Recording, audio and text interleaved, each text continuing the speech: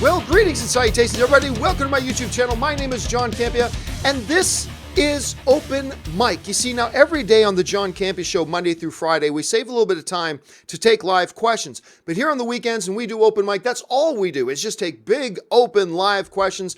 And that's what we're here to do. I've already had a very good weekend. I hope you guys have. Me and Ann did a bunch of run around today. I got a bunch of people coming over tonight to watch the UFC fights. Big card tonight, so we're looking forward to that. And I hope you guys have equally good or great plans, or just spend time relaxing and recharging your batteries, getting ready to kick next week's ass. And I hope that you have a good time today. And I hope you have a good time hanging out with us, your fellow movie fans, as we talk about our favorite things in the world. All right. With that all down, guys, let's move on and start taking your live questions. The first one we're going to take comes to us from Josh Crichton, who writes, where'd he go? John, did you hear about that Funko Pop is opening its first store in LA/Hollywood later this year? Also, they just released characters from The Office. Well, I think, I could be wrong. I think they've always had certain characters from The Office, I think. And I know characters from The Office have been out recently, which is awesome. As you can tell from behind me here, you guys can tell I like my Funko Pops. I have, gosh, I got to be getting close to the hundreds of them now. I have a lot of Funko Pops. I really do enjoy Funko Pops. The fact that, I'll tell you why I'm not all that excited about a Funko Pop store. Because there are already so many places that you can get Funko Pops. Like, I feel like every store I go into now, I can get Funko Pops. Now, that doesn't mean you shouldn't have a Funko Pop store. Not at all. I'm just saying, if it was hard for me to get my hands on Funko Pops, then maybe I'd be kind of excited about it opening. But the thing is, I've never had a problem going into almost any store and finding a lot of Funko Pops. So, I don't know how I feel about it. I'll be sure to visit it, certainly. And who knows, maybe it'll be the greatest thing ever. We'll have to wait and see. All right. Ben Rayner writes, what do you think about Spielberg's comments about Netflix movies? I have to say I don't 100% are with him, but I could see his side to it. So I haven't read Spielberg's most recent comments on Netflix. I saw that he said something else about them, but I know historically what his position has been. His position and a lot of the great filmmakers' positions are this: real movies are made for the big screen. That's Spielberg's position. That's the position of a lot of filmmakers, including, oddly enough, for Scorsese, whose next film is coming out on Netflix, oddly enough. Man, you got a lot of these filmmakers who really believe in the craft and the art, and they believe the place for real movies is the big screen and the theatrical going experience. And there are ways in which I agree with that, and there are ways in which I disagree with it. Now, in the way that I agree with it is that nothing beats the movie-going experience. The best place to see a movie is the movie theater. Of that, I have no doubt, and that I will never question, and that you'll never change my mind on. I've watched thousands of movies at home. I've watched thousands of movies in the theater. It's not even close. It's not even remotely close. The best place in the world to watch movies is the movie theater. That's where they're meant to be seen. But if you take a hard stance on that, then what you're saying is films that don't have a marketing path. What I mean by that is movies and projects that you don't think could get enough people out to see them and buy tickets for them at the movie theaters. Are you saying then those movies shouldn't have a way to exist? There's certain straight, even before Netflix, there's some straight to home movie and home theater and home video movies that get made that I've seen that I've enjoyed. And to say that those things shouldn't even be allowed to exist, or they shouldn't have an avenue to exist, I believe that's taking things too far. So in one sense, I agree. Real movies belong on the big screen. But I also love the fact that we have other avenues for projects and films that, hey, you know what? Here's the thing about Roma. That movie would have flopped so hard in the movie theaters. That movie would have tanked terribly. But, so that's why a lot of the studios didn't want to pick it up. And they're right, it would have tanked. But it could have a life on something like Netflix and things like that. And there's got to be value to that. There's got to be value to that. So, yeah, I both agree and disagree depending on which part of Spielberg's statements we're talking about. Anyway, Magic K writes, Hellboy opening box office prediction. My current prediction right now is 30 million opening. My current prediction is 30 million opening. Let's wait and see when we get a little bit closer. I might change that. Ryan Lohner writes, introduced my parents to Spider-Verse last night. One of the best movie nights ever. It's funny. I've had a number of people write me, Ryan, about showing Spider-Verse to family that isn't into comic book movies and not into animated movies, yet they loved Spider-Man Into the Spider-Verse. That's the kind of movie Spider-Man Into the Spider-Verse is, because it starts off, it doesn't see itself as being a comic book movie. It doesn't see itself as being an animated movie. They start off saying, let's make a great movie. Let's make a great movie with great characters and a great story and some heart and some humor. And that's the underlying things of Spider-Man and the Spider-Verse. When I think of Spider-Man and the Spider-Verse, I don't even think of it as a Spider-Man movie. I just think of it as a great little movie, and it's a very unifying movie that way, and that's one of the great expressions of it. All right, Ryan also follows up with, my mom's dad was a cop, and she says he'd totally do the I love you thing. That is one of the greatest moments in the movie. You know what?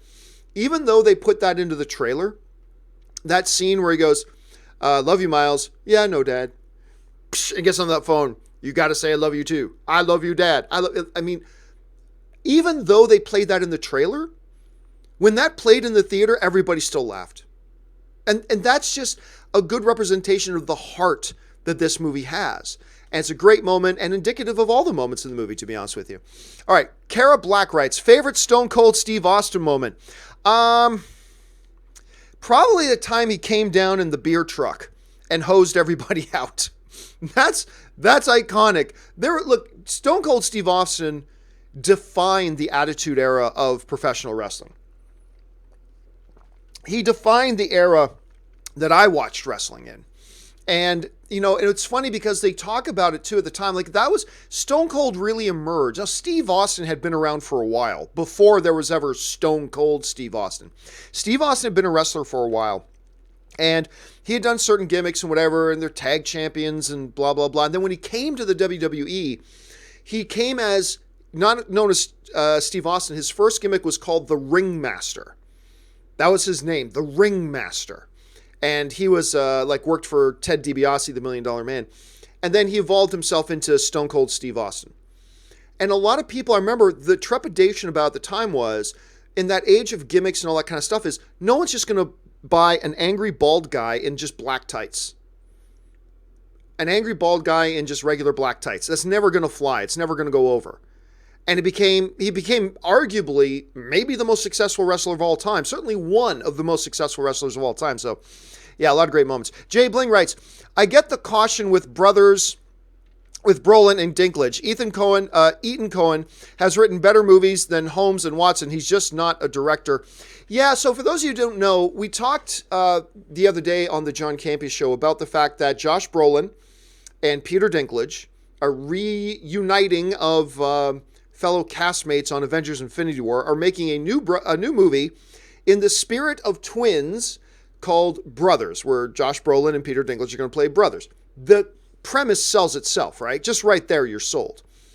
But it's being, put together by the guy who put together Holmes and Watson, but he's made some pretty other good things too. So, mileage may vary. Who knows? Let's wait and see. I like the idea, though. I do like the idea of it. All right. Let's see. O+98 writes, hey, John, would you agree that Man of Steel was a more crowd-pleaser movie than Batman vs. Superman? It had a simple plot to follow, while Batman vs. Superman tried to cram itself with too much. I don't know. I mean, I certainly feel Man of Steel is the better movie, but you all know that. Like, Man of Steel is one of my all-time favorite comic book films. I think it's an easy top 10 comic book movie of all time, and probably the most underrated comic book movie ever made. I love Man of Steel. Is it a more crowd-pleasing movie? I don't know. And here's why I would have trouble answering that. Because crowd-pleasing can mean different things to different people. Your thought of what crowd-pleasing means might be a little bit different from mine. Now, certainly there's more action and everything in Man of Steel. I love the fights in Man of Steel completely. But then again, I love the Batman versus Superman fight in Batman versus Superman. I love that fight. So I don't know. Look, I'll go so far as to say that I think Man of Steel is the better movie. I have a hard time saying that it's a more crowd-pleasing. And by the way, it seems like your question assumes that more complicated story equals less crowd-pleasing. And I don't think that's necessarily true. I think you can have a complex story and be crowd pleasing. I think you can also have a very simple story and be very crowd pleasing. So I'm not sure I buy into that. So I'll just say right now, I think Man of Steel is the better movie. It's really up to the individual to guess or say what they think is the more crowd pleasing movie. Because one person may not have been as pleased with one as the other, you know? So that's as much as I'm willing to say on that part. Ben Rayner writes, did you hear/read the interview that Kinberg gave about Dark Phoenix? He talked about the trailer and confirmed some things and dismisses things. Thoughts? Nope, haven't read it. Haven't even heard about it, to be honest with you. Once I finished the show on Friday, I just kind of shut down. So I did not hear anything about Kinberg's reactions. But I might as well pull it up right now. Simon Kinberg, Dark Phoenix, trailer, interview. Let's see what it comes up with here. Okay, X-Men. Okay, so it came out a couple of days ago. I haven't read this article yet. I see there's one on Entertainment Weekly and on IndieWire, so I'll have to go and check those out a little bit later. But for those of you who are interested, just do a Google search of Simon Kinberg, Dark Phoenix trailer interview, and you'll get a couple things, an article from Entertainment Weekly, an article from IndieWire. We got an article from Screen Crush there. So there's a whole bunch of potential things there you can go and take a look at. I'd recommend go and take a look at that and see what it is that Ben's talking about. All right, thanks for sharing that, Ben. All right, ZOMG Ruler writes, what if Dark Phoenix is a prequel to Logan? It's not. It's not. I mean, look, with Fox, continuity, schmontinuity, but every Fox movie is really its own little universe. They've never been directly connected all that well. There's always been massive continuity gaps. Logan, the director already confirmed, was kind of in its own universe. Not to mention Logan was many years in the future. This was many years in the past. So no, Dark Phoenix is not a prequel to Logan. Evil Eye writes, do you like Ezra Miller as Flash? I do. As a matter of fact, I do. I think he brings a big layer of personality to the Flash. Now, I'm not saying it's the greatest thing ever, but I actually really do quite like his incarnation, and I doubt his Flash movie's ever going to get made, despite what he says, but I hope it does, because I really liked him as Flash. I would love to see a full movie with him as the character. All right, Ryan Lohner writes, pretty sure Mahershala Ali is the first actor to be in both a year's Best Picture and Best Animated Feature winners. That's a good question. I'd have to look into that because, oh gosh, whose voice was he in Spider-Man Into the Spider-Verse? He wasn't Kingpin. Who was? Hold on a second, let me look that up. I forget now. I think he was the uncle, wasn't he? Who was Prowler? Is that who he was? Hold on a second. Spider-Man Into the Spider-Verse. I think he was Prowler. Let me just double check here. Mahershala Ali, Uncle Aaron, a.k.a. Prowler. Yes, that's who he was. I don't know. That's a very good question. That's a very good question. I've never thought of it. I'd have to look it up, but it's possible. It is possible that he might be the first actor to be in the Best Picture of the Year and the Best Animated Picture of the Year. I got to look that up. That would make a very, very interesting trivia question. If that's the way it holds, I'll have to look that up later, but that's a really good observation. Koa1708 writes, two remakes I want, True Lies and Demolition Man. Man, I'll tell you what, the only reason I don't want a remake of True Lies, and I'm okay with remaking anything, my only hesitation to a remake to True Lies is simply because I still want them to do a sequel. I still think you can do a sequel. Only now, he's retired, all that kind of stuff. And so, if you're not going to do a sequel, I'm totally good with remake, but I would love to see a sequel. Dan Ketchum writes, are Bollywood song and dance in all their movies? I don't know. I'm the wrong guy. I'm not a Bollywood expert at all, so I cannot say yes or no. I just can't answer that. Punto Baby 1 writes, I watched Terminator 3 and find very underrated. Not as good as 1 and 2, but way better than 4 and 5. The ending was haunting and great. Not many films end with the human race being nuked. Yeah, wow. I gotta go. I'm very comfortable going against the crowd, but I gotta go with the crowd on this one. I did not like Terminator 3. I didn't like that one. I did not think it was very good. It was a gutsy ending. Like the whole idea, the philosophy behind it, of its destiny. Okay, find one way to stop what's coming. Destiny will just find a way for it to happen anyway. And that was a very interesting philosophical look at it. And we've seen other movies kind of play off that sort of theme before. Like, if A leads to B and B leads to C, and you want to stop C, you take out B. But what the movie does says, destiny will find a way to get to C anyway. So it'll go from A to W to C if it has to. But one way or the other, the movie proposes, destiny becomes fulfilled, and we're going to get to C one way or the other. And if it can't go through B to get to C, it'll go to Q to get to C, or it'll go through M to get to C. It'll do something, but it'll always wind up at C. That's the philosophy behind it. And I found that interesting. Yet still overall, I thought the movie was pretty poor, to be honest with you. But hey, it's got its fans. You clearly like the movie, and that's great. And as long as you enjoy it, that's all that really matters, man. That's all that really matters. All right. Adam Douglas writes, prop bet, more money, Endgame domestic or Captain Marvel worldwide? Ooh. Well, Endgame, what did it make? Like 600 and something million domestic?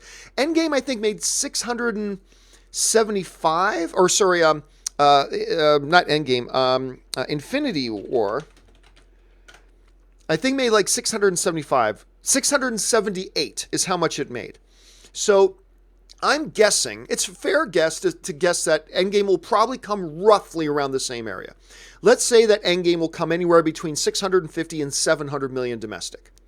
Okay. See, that's tough because that's where I am putting Captain Marvel. I'm putting Captain Marvel between the $600 and $700 million range worldwide. That's my guess for Captain Marvel. I'm guessing anywhere between 600 million and 700 million worldwide. Ooh. You know what? I'll go Captain Marvel worldwide. I don't know. I'm right now I'm flipping a coin, to be honest with you. So I'll flip the coin. I'll go Captain Marvel will make more money worldwide than Avengers Endgame will domestically. It's going to be close, though. It's going to be close. So I'm not sure really, but it's an interesting prop bet, man. All right. Ryan Lohner writes, I remember when Academy thought Color Purple deserved 11 nominations, but Spielberg didn't deserve a Best Director nomination. Now, that was a snub. Was it, though? I mean, hold on a second. Let me just go back here. Color Purple, the 1985 Danny Glover, Whoopi Goldberg, Oprah Winfrey. Where's my awards? It was nominated for one. It was nominated for Best Picture, Best Actress, Best Actresses in a Supporting Role, 2 Best Actresses in a Supporting Role, Best Screenplay, Best Cinematography, Best Set Direction, Best Costume Design, Best Music, and Best Musical Score, and Best Makeup. So 1, 2, 3, 4, 5, 6, 7, 8, 9, 10, 11, but not Best Director. That is crazy. How do you nominate a film for Best Picture? And remember, the number one job of a director is to get the best performances out of the actors that you can. So not only did Color Purple get nominated for Best Picture, 3 of its actors were nominated for Academy Awards. That's the number one job of the director. How does that happen, but you don't give the director a Best Director nomination? So let me take a look at this here for a second. The Best Director... Okay, it went to Sidney Pollack for Out of Africa. No complaints about that. Hector Babenco was nominated for Kiss of the Spider-Woman, which is great. Peter Weir was nominated for Witness. That was great. John Huston was nominated for Prizzi's Honor. Yeah. And Akira Kurosawa was nominated for Ran. You know what? Holy crap. That year was stacked. That year was stacked. Holy crap. Listen, yeah, if you direct a movie that gets nominated for Best Picture and 3 of your actors get nominated for Best Acting Academy Awards, that should be an automatic shoo-in that the director should be Best Director material. But I don't know who you bump. You don't bump out Akira Kurosawa for Ran. You don't bump out John Huston for Prizzi's Honor. You don't bump out Sidney Pollack for Out of Africa. Maybe Peter Weir for Witness, but that movie was brilliant. Oh crap. That's tough. Yeah, I Ooh, that one was tough. That's tough. That was a stacked year, man. I don't know what I would have done. Chris Warden writes, the only way you take my Blu-rays is from my cold dead hands. I just boxed up my regular DVDs last year, so you can't take my Blu-rays as well. Hey, man, no one's going to take your Blu-rays from you. It's just, you got to be prepared. In the next couple of years, you're not going to be able to get new Blu-ray material. I mean, for those of you who didn't follow the show this week, we all know that Blu-ray sales have been dropping really fast. And Blu-ray player sales have also been dropping really fast. And Samsung, who is the number one seller of Blu-ray players, they just announced they're getting out of the Blu-ray game. They're not going to make Blu-rays anymore. And you're going to see other companies follow suit. Samsung was also the first company to say, we're not making 3D televisions anymore. And then within the next year or two, everybody followed suit. That's going to happen with Blu-ray. Because not only the Blu-ray players dropping, Blu-ray sales themselves are dropping really fast at an unsustainable rate. Mostly because of streaming and stuff like that. But no one's going to take away your Blu-rays, Chris. You can have them. Just be prepared that at some point, there are going to be new movies that come out at some point that you're not going to be able to get Blu-rays for. That doesn't mean you can't still have your collection and your Blu-ray player and all that kind of stuff. Just, you're not going to be able to add to that collection moving forward. All right. Stelba McShave writes, going to see 2 Sho Kasagi films as well as Blind Fury with Rutger Hauer this weekend. Do you have a favorite Kasagi movie? Well, there are a couple. Obviously, my all-time favorite Sho Kasagi movie is Enter the Ninja. Enter the Ninja, greatest one ever. I love that where his American business partner turns out to be a ninja too. What? I mean, it's amazing. I love it. There's another one that he actually did. I mean, there's a bunch of ninja movies the show did, but there's another one he did with actually very, very early in Jean-Claude Van Damme's career called Something and Eagle. Hold on a second. Let me just pull this up here. Sho Kasagi.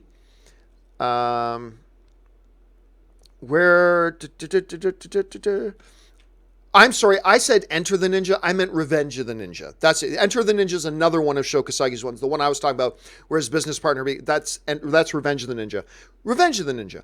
But let's see. Where is the one he did? Black Eagle is the one he did. Yes. It's one, that movie's from 1988, and he was in with a much younger Jean-Claude Van Damme. And I get a kick out of that movie. But Enter the Ninja is great too, but Revenge of the Ninja, that's the one I meant to say. Revenge of the Ninja is fabulous, so enjoy, man, enjoy. Spencer Smothers writes, could Marvel's Untitled 2020 movie be another Avengers movie? Nah. It is a movie they could film in the open under the disguise of being part of Avengers 3 or 4. Yeah, no, because that would have taken considerable more time. I'll say this, though. If that's what they did, it'll be the greatest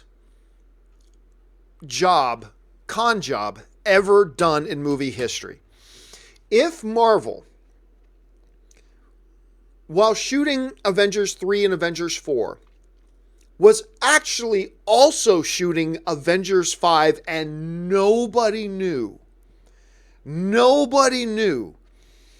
at the end of Avengers Endgame, the Avengers return May 1st, 2020 in Avengers 5. It will be the greatest heist, the greatest con job, the greatest fast one, the greatest move ever done in Hollywood. It would be insane if they did that. Now, again, I just don't believe it's possible. I don't think there's any way they could have pulled that off. But I'll just say that if they did, oh my God, that would be huge. That would be amazing. But no, I think it's Black Widow. I think all signs point to Black Widow. That's the one where they have their director, they have their script, they've been casting. All they haven't done yet is announce the actual movie's official. I believe it's going to be Black Widow. Maybe it'll be Doctor Strange 2. We already know that's coming. Maybe it'll be Black Panther 2. We already know that's coming. But I got a feeling it's Black Widow. But if it's Avengers, man, that would be crazy. All right. Joseph Claps writes, One slight criticism of Marvel is the films can't stand on their own. I disagree. Stories for Civil War, Doctor Strange, Guardians 2 go in different directions. Spidey, Thor 3, and Panther are different settings and genres. Your thoughts? I agree. As a matter of fact, I even recently watched Winter Soldier with a friend of mine who had never seen it and hadn't seen the first Captain America either. And just watched the movie and was completely able... See, that's one of the things Disney or Marvel does really well with their films is that if you walk in cold, you're going to be able to pick up on the basic gist of the movie and enjoy the movie. There are going to be some nuances that are going to go over your head, and that's fine. That's fine. But for the most part, you can walk in cold to almost any Avengers movie, almost any Marvel movie, and you'll be fine. You'll be able to catch up real quick on what it is that's going on, who's the good guy, who's the bad guy, and go. Will you have all the depth and all the nuances that regular viewers of all the MCU movies will have? No, you'll miss out on some of that. But that's true too of anything, right? Even the first Spider-Man movie, people who have never read a Spider-Man comic book probably had some things go over their head, while people who are familiar with the Spider-Man comic were able to identify right away certain things that they were talking about that somebody who hadn't read the comics wouldn't know. But those weren't important pillars to the movie that if you didn't understand this one little thing that came from the comic book, you won't understand the movie. I've never found that. And like in Winter Soldier, I found pretty much the same thing. Anything that was necessary for an audience member to understand in order to even follow the movie, they revealed in the movie itself. So I would suggest the MCU has done a fabulous job of building on their previous films without making any of their previous films a 100% prerequisite. Now, I will say this. Endgame's a totally different story. Endgame's a totally different story. I think you could have gone in and watched Infinity War, never having seen another Marvel movie, and you would have been caught up to speed pretty quick. I do not see, though, how you can watch Endgame without watching Infinity War. Now, maybe I will once I see Endgame, but I just can't conceive of a way right now that you could possibly go in and watch Endgame without first watching Infinity War. But no, for the most part, Joseph, I got to agree with you. I think for the most part, you can just drop in on almost any MCU movie, almost any MCU movie, and be totally fine as a viewer. All right. Adam Martinez writes, Shazam trailer coming Monday. So excited. You should be excited. It's going to be great. I am so excited for Shazam. It's kind of dumb how excited I am for Shazam. I think they're handling this character perfectly. I'm not saying it's going to be better than Aquaman. I'm not saying it's going to be better than Avengers. Nothing like that, but I think it's going to be great. And I'm really excited about it. They seem to be nailing the perfectly right tone. Very excited. Donaldo Martinez writes, have you seen the new Castlevania pops? I have not. As a matter of fact, I haven't seen those yet. Ben Elman writes, will Dark Phoenix be the last time we see Quicksilver on screen since X-Men are joining MCU, or will they find a way to bring him back from the dead? I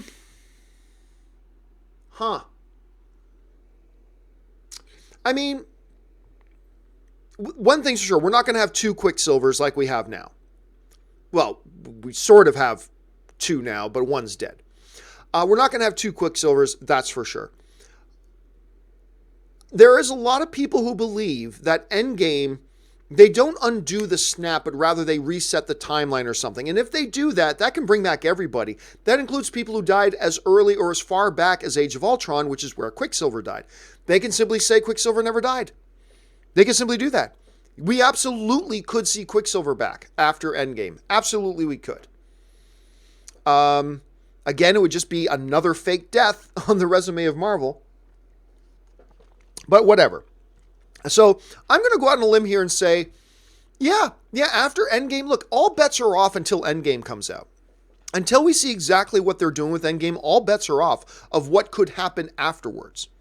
Like, we already know Doctor Strange comes back because they've already announced that they're working on Doctor Strange 2. We already know Black Panther comes back because Ryan Coogler's already re-signed to do Black Panther 2. We already know that Spider-Man's come back because we've had the Spider-Man Far From Home trailer. Who else? Could be everybody. Could be nobody. We're going to have to wait and see, but Quicksilver absolutely could fall into that category as well. Aaron H. writes, Over under 55% that an Endgame Banner and Romanoff play hide the zucchini. I'm going to take the under on that. I do hope, though, I'll tell you what, I am not into this shipping thing, like people who want certain couples to become couples in movies. I would totally ship Banner and Romanoff. I loved the romance they started to set up in Ultron. It made beautiful sense in its quirkiness. I really want to see them pick back up on that. I really do. I don't know that they will, though.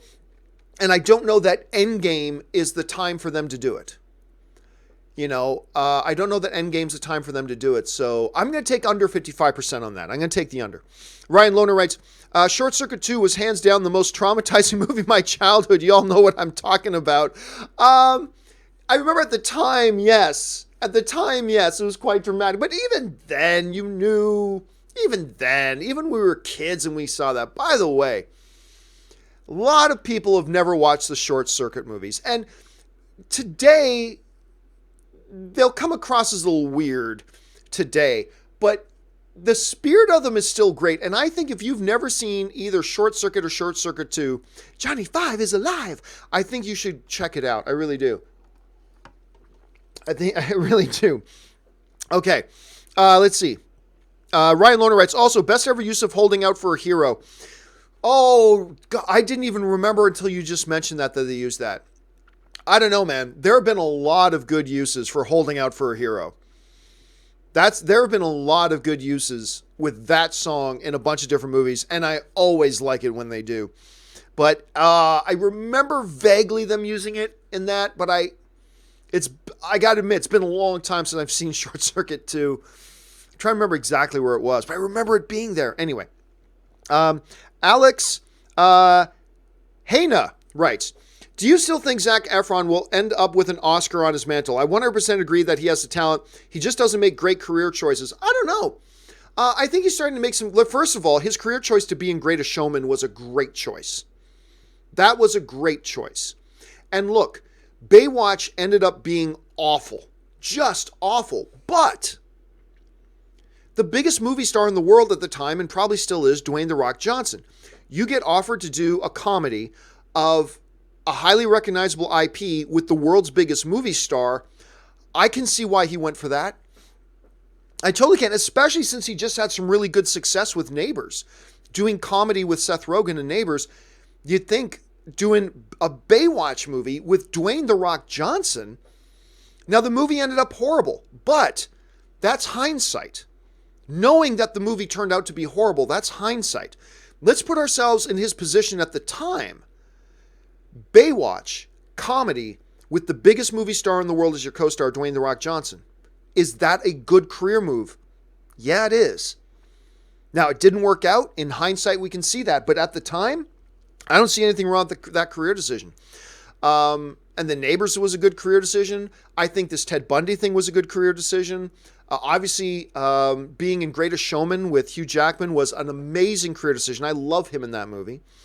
So he's still really young too, and he's just getting better as an actor. I still 100% believe that by the time he hangs it up and retires, there will be an Oscar on his mantle. If not an Oscar, at least a couple of nominations. I really do. I think he's that good. I think he's that good of an actor, but that's just me. All right, Ben Rayner writes, over under 20%, we don't get a new Endgame trailer. Oh, under. I know for a fact.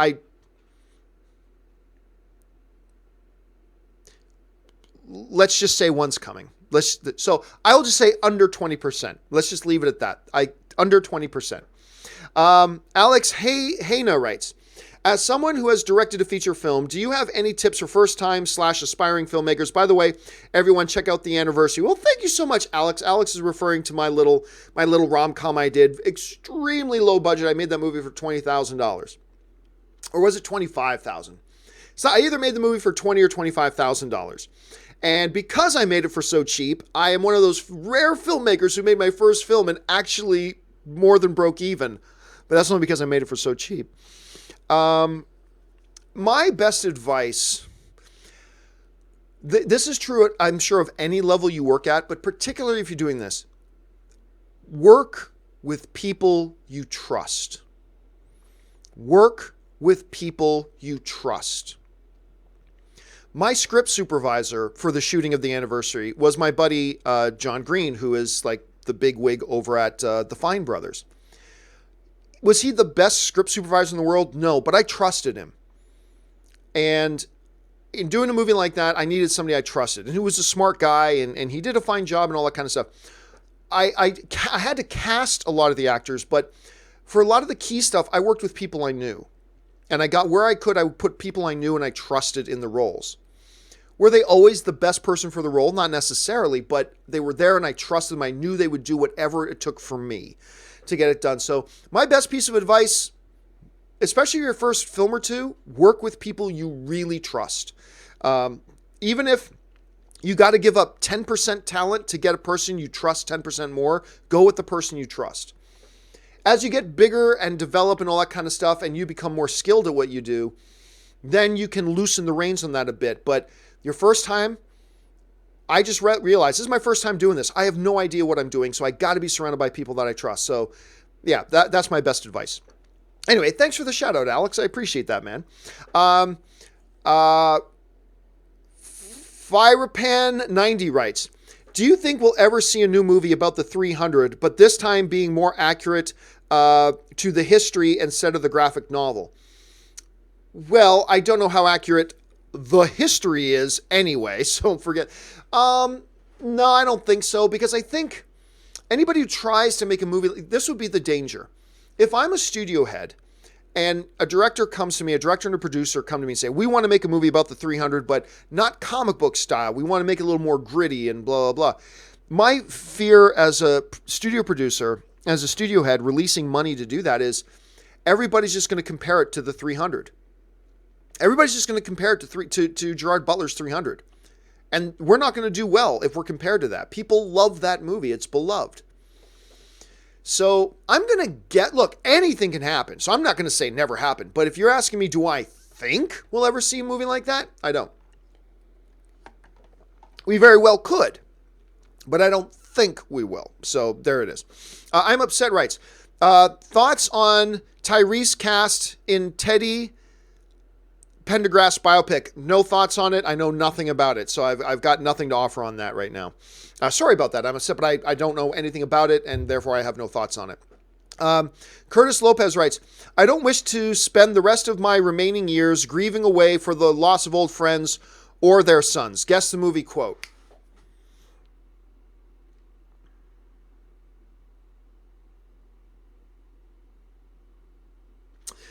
Alfred, Batman versus Superman. I believe that's Alfred, Batman versus Superman. I believe. Paul Giamatti from The Dawn. Paul Giamatti and Farrell in Saving Mr. Banks. Tears. Colin Farrell should have been nominated for Best Supporting Actor for that movie. Saving Mr. Banks, first of all, is a wonderful film. And understandably, I think it's is it Kristen Scott Thomas, I think, is in it, and Tom Hanks. And understandably, those two get all the credit for the movie because it's them. But Colin Farrell, who actually plays Mr. Banks, is so good in that movie. So good in that movie. He totally should have gotten an Academy Award nomination for that. Darklock63 writes, I forgot to exclude Logan from my comment about the X-Men movies, not eliciting any strong emotions from me in my comment yesterday. I don't remember it exactly, but yeah. Oh, I've had several moments. First of all, I thought X-Men 2 had a lot of great emotional moments. I thought the first X-Men had some great emotional moments. And X-Men Days of Future Past definitely had strong emotional moments for me. But yeah, absolutely Logan. I mean, I think even if we disagree on all the other ones, Darklock, I think we can safely agree on the Logan one because, oh my God, what they did with Logan. Damn, I wish we could get another one. Damn, I wish we could get another Logan movie. Now, I'm sure Hugh Jackman is perfectly happy not having to work out 4 hours a day anymore. But damn, I would have loved one more. Man, I would have loved one more. That would have been great. Let's see. Nicholas Pereira writes, what makes me angry with Fox is that they stubbornly developed the same X-Men characters for 20 years. Well, yeah, but it's the ones that the audiences wanted. the audience wanted, you can say what you want, but the audience wanted Wolverine. The audience wanted Storm. The audience wanted, I mean, these are characters that the audience wanted. And you can totally see why they would go in that direction. And by the way, a lot of X-Men characters have been hinted at and cameoed and appeared throughout the course of it. But, you know, you make an X-Men show. Here's a good example. You make the X-Men universe show, The Gifted, on Fox. Nobody's watching it. Because nobody knows Pathfinder and nobody knows Blink. And by the way, they had Blink in the movies. They had Blink in Days of Future Past. Blink is played by my wife's friend, Jamie Chung. You know, but nobody knows Blink. Nobody knows Polaris. Nobody except hardcore comic book fans who represent 1% of the movie-going audience. They don't know them. So here we have this really good show, The Gifted. Does it have Magneto? No. Does it have Professor X? No. Does it have Cyclops? No. Does it have Logan? No. Does it have anybody that people care about? No. And now nobody watches the show, even though the show is really good. So you can say that Fox was being stubborn.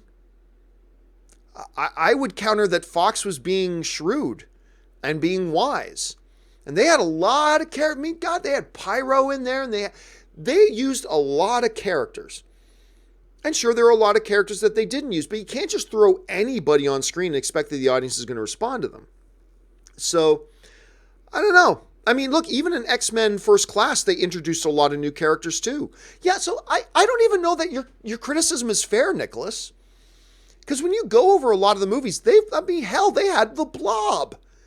They had Blob in the movie.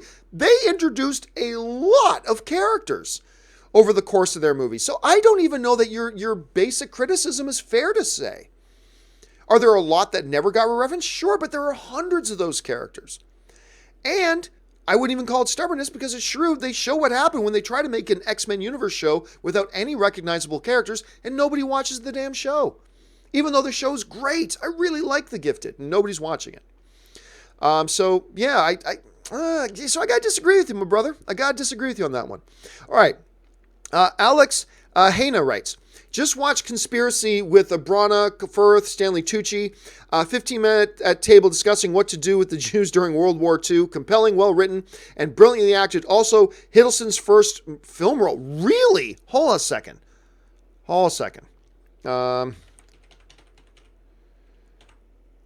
Let's see. I can't believe that. Was that his first one? Was that Hiddleston's really his first movie role? Hold on a second. He was in a TV movie. His first theatrical film was indeed Conspiracy. Well, I mean, it was made for television, I think. So you had Kenneth Branagh. Some people think Kenneth Branagh actually directed that. He did not. Frank Pearson directed that one. But listen to the cast in this.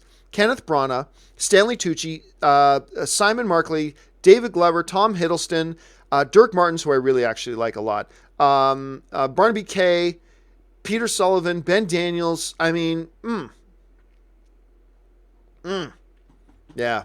It's been a long time. It's been at least 10 years since I've seen that, but I do remember that one. But it was an HBO movie, not really theatrical. So what was Tom Hiddleston's first theatrical film? Tom Hiddleston's first theatrical film was Is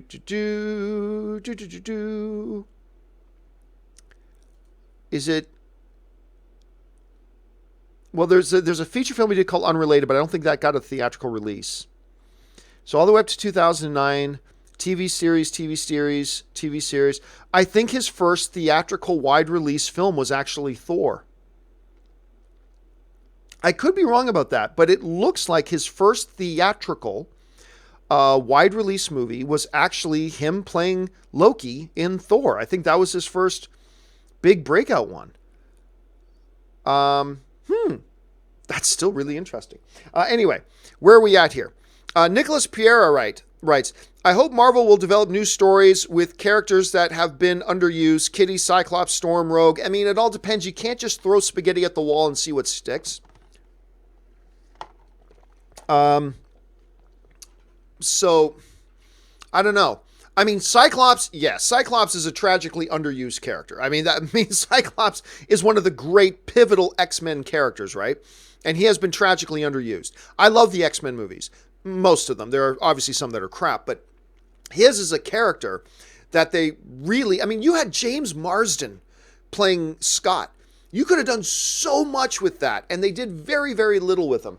And that's always been kind of Storm, Rogue. I mean, there's a lot of different things they can do, but you just can't throw any character in there and expect them to do something. So I still hope they keep them in a separate universe. I'll be totally honest with you. I still want them to keep them in a separate universe. I know that's not going to happen, but hey, a man can dream. Nicholas Priera writes, introducing Kitty Pryde into Peter's high school would be a good reference to the Ultimate Universe. Again, but forget the comics. Forget the comics. Nobody knows the comics. 1% of the movie-going audience knows the comics. You don't. I think that the MCU and the DCU have shown that you don't worry about that stuff. My bigger concern is how you introduce mutants at all into the MCU. That's the big problem. That's the question facing Kevin Feige right now and facing film audiences. How do you even bring mutants into this? Like, how do you do it? How do you introduce X-Men into this? Because I don't think you introduce, and I like the Kitty Pryde character, but I don't think you don't do an Avengers formula where you do a bunch of individual standalone X-Men films and then do X-Men. I think you do a Guardians of the Galaxy thing where you just introduce the X-Men and then you spin off individual characters from there. Like, I've made this argument before, but it's valid. It's that Guardians of the Galaxy didn't need to make a Star-Lord movie, and then a Gamora movie, and then a Rocket movie, and then a Groot movie, and then a Drax the Destroyer movie, and then do Guardians of the Galaxy. No, they just did Guardians of the Galaxy, and that worked. Which disproves this whole ridiculous theory that DC should have started with an Aquaman movie, then a Batman movie, then a Superman movie, then a Wonder Woman movie, then do Justice League. Ridiculous. No, Guardians of the Galaxy proves that false. You can do it either way as long as you make the movies good. And I think the best approach for X-Men is not to do a bunch of individual X-Men thing. You got to just bring out the X-Men. And then you spin off individual films from there. It'll be interesting to see. And I think that's particularly important for characters like a Kitty Pryde, whatever, that nobody's ever heard of. Nobody outside of the comic audiences have ever heard of Kitty Pryde. So just launch X-Men first, then use that to spin off and jumpstart characters like Kitty Pryde or Colossus, although a lot of people know Colossus now because of Deadpool. But, characters like that. That's my thought. But you know what? The nice thing about this is there's no one answer to how you go about doing it. The reality is Kevin Feige is going to have several options available to him. And it's just trying to figure out which one will work best for us. So there's a lot of different, there's not only just one way to do it. They don't have to do it my way. There are other ways to do it. I just particularly think this would be an effective way, but there are other ways to do it as well. All right. Ryan Lohner writes, sorry about this, but there will never be a chance to make this joke again. You'd think Kraft would know when to deflate. Robert Kraft. You're one of the richest men in the world, but you had to go. Here's what I don't get. Robert Kraft is the owner of the New England Patriots, greatest football team in the NFL, reigning Super Bowl champions again. And the owner, whose wife passed away a couple years ago, and everybody mourned because she was beloved throughout all of the NFL. And she was really seen as the matriarch of the New England Patriots. At any rate, so he was caught going to a, let's call full service massage parlor in some strip mall in Florida, which really confuses me a bit because he's been busted. You are one of the richest men in the world. Why not just go to Nevada, where there's a lot of places in Nevada where it's totally legal? Why not go there? It's regulated there. It's legal there. Why not just go to Nevada? You don't have the time? You don't have the money to fly to Vegas? I will never understand. If you're really feeling that hard up, no pun intended, why go to Florida? Why not just go to Nevada where it's legal? Robert Kraft, ladies and gentlemen, Robert Kraft. Okay. Anyway, Julius Goodwin. Julius Goodwin writes, was thinking the MCU might keep Deadpool and other characters separate, with Marvel Knight's name a good choice for the universe thoughts. They won't, I mean, they don't, you don't need a name. You don't need a name for another universe. You don't, they'll just create a separate banner. I don't think you call it Marvel anything. Bob Iger's already said that we're going to create a new banner for R-rated material that will not be Disney's banner, nor will it be Marvel's banner. It'll be a totally new banner. I don't think you call that Marvel Knights. I don't see any purpose of that. And frankly, I don't care what they call it. They can call it John's Giant Dick for all I care. I mean, and actually, maybe I'll suggest that. If I bump into Kevin Friday on Monday when I go to the premiere, I'll mention, you know what you should call this new thing that you're going to put Deadpool on? Call it John's Giant Dick. Call it that. I think that'll catch on. Anyway. But who cares what it's called? I mean, really, ultimately, it means nothing.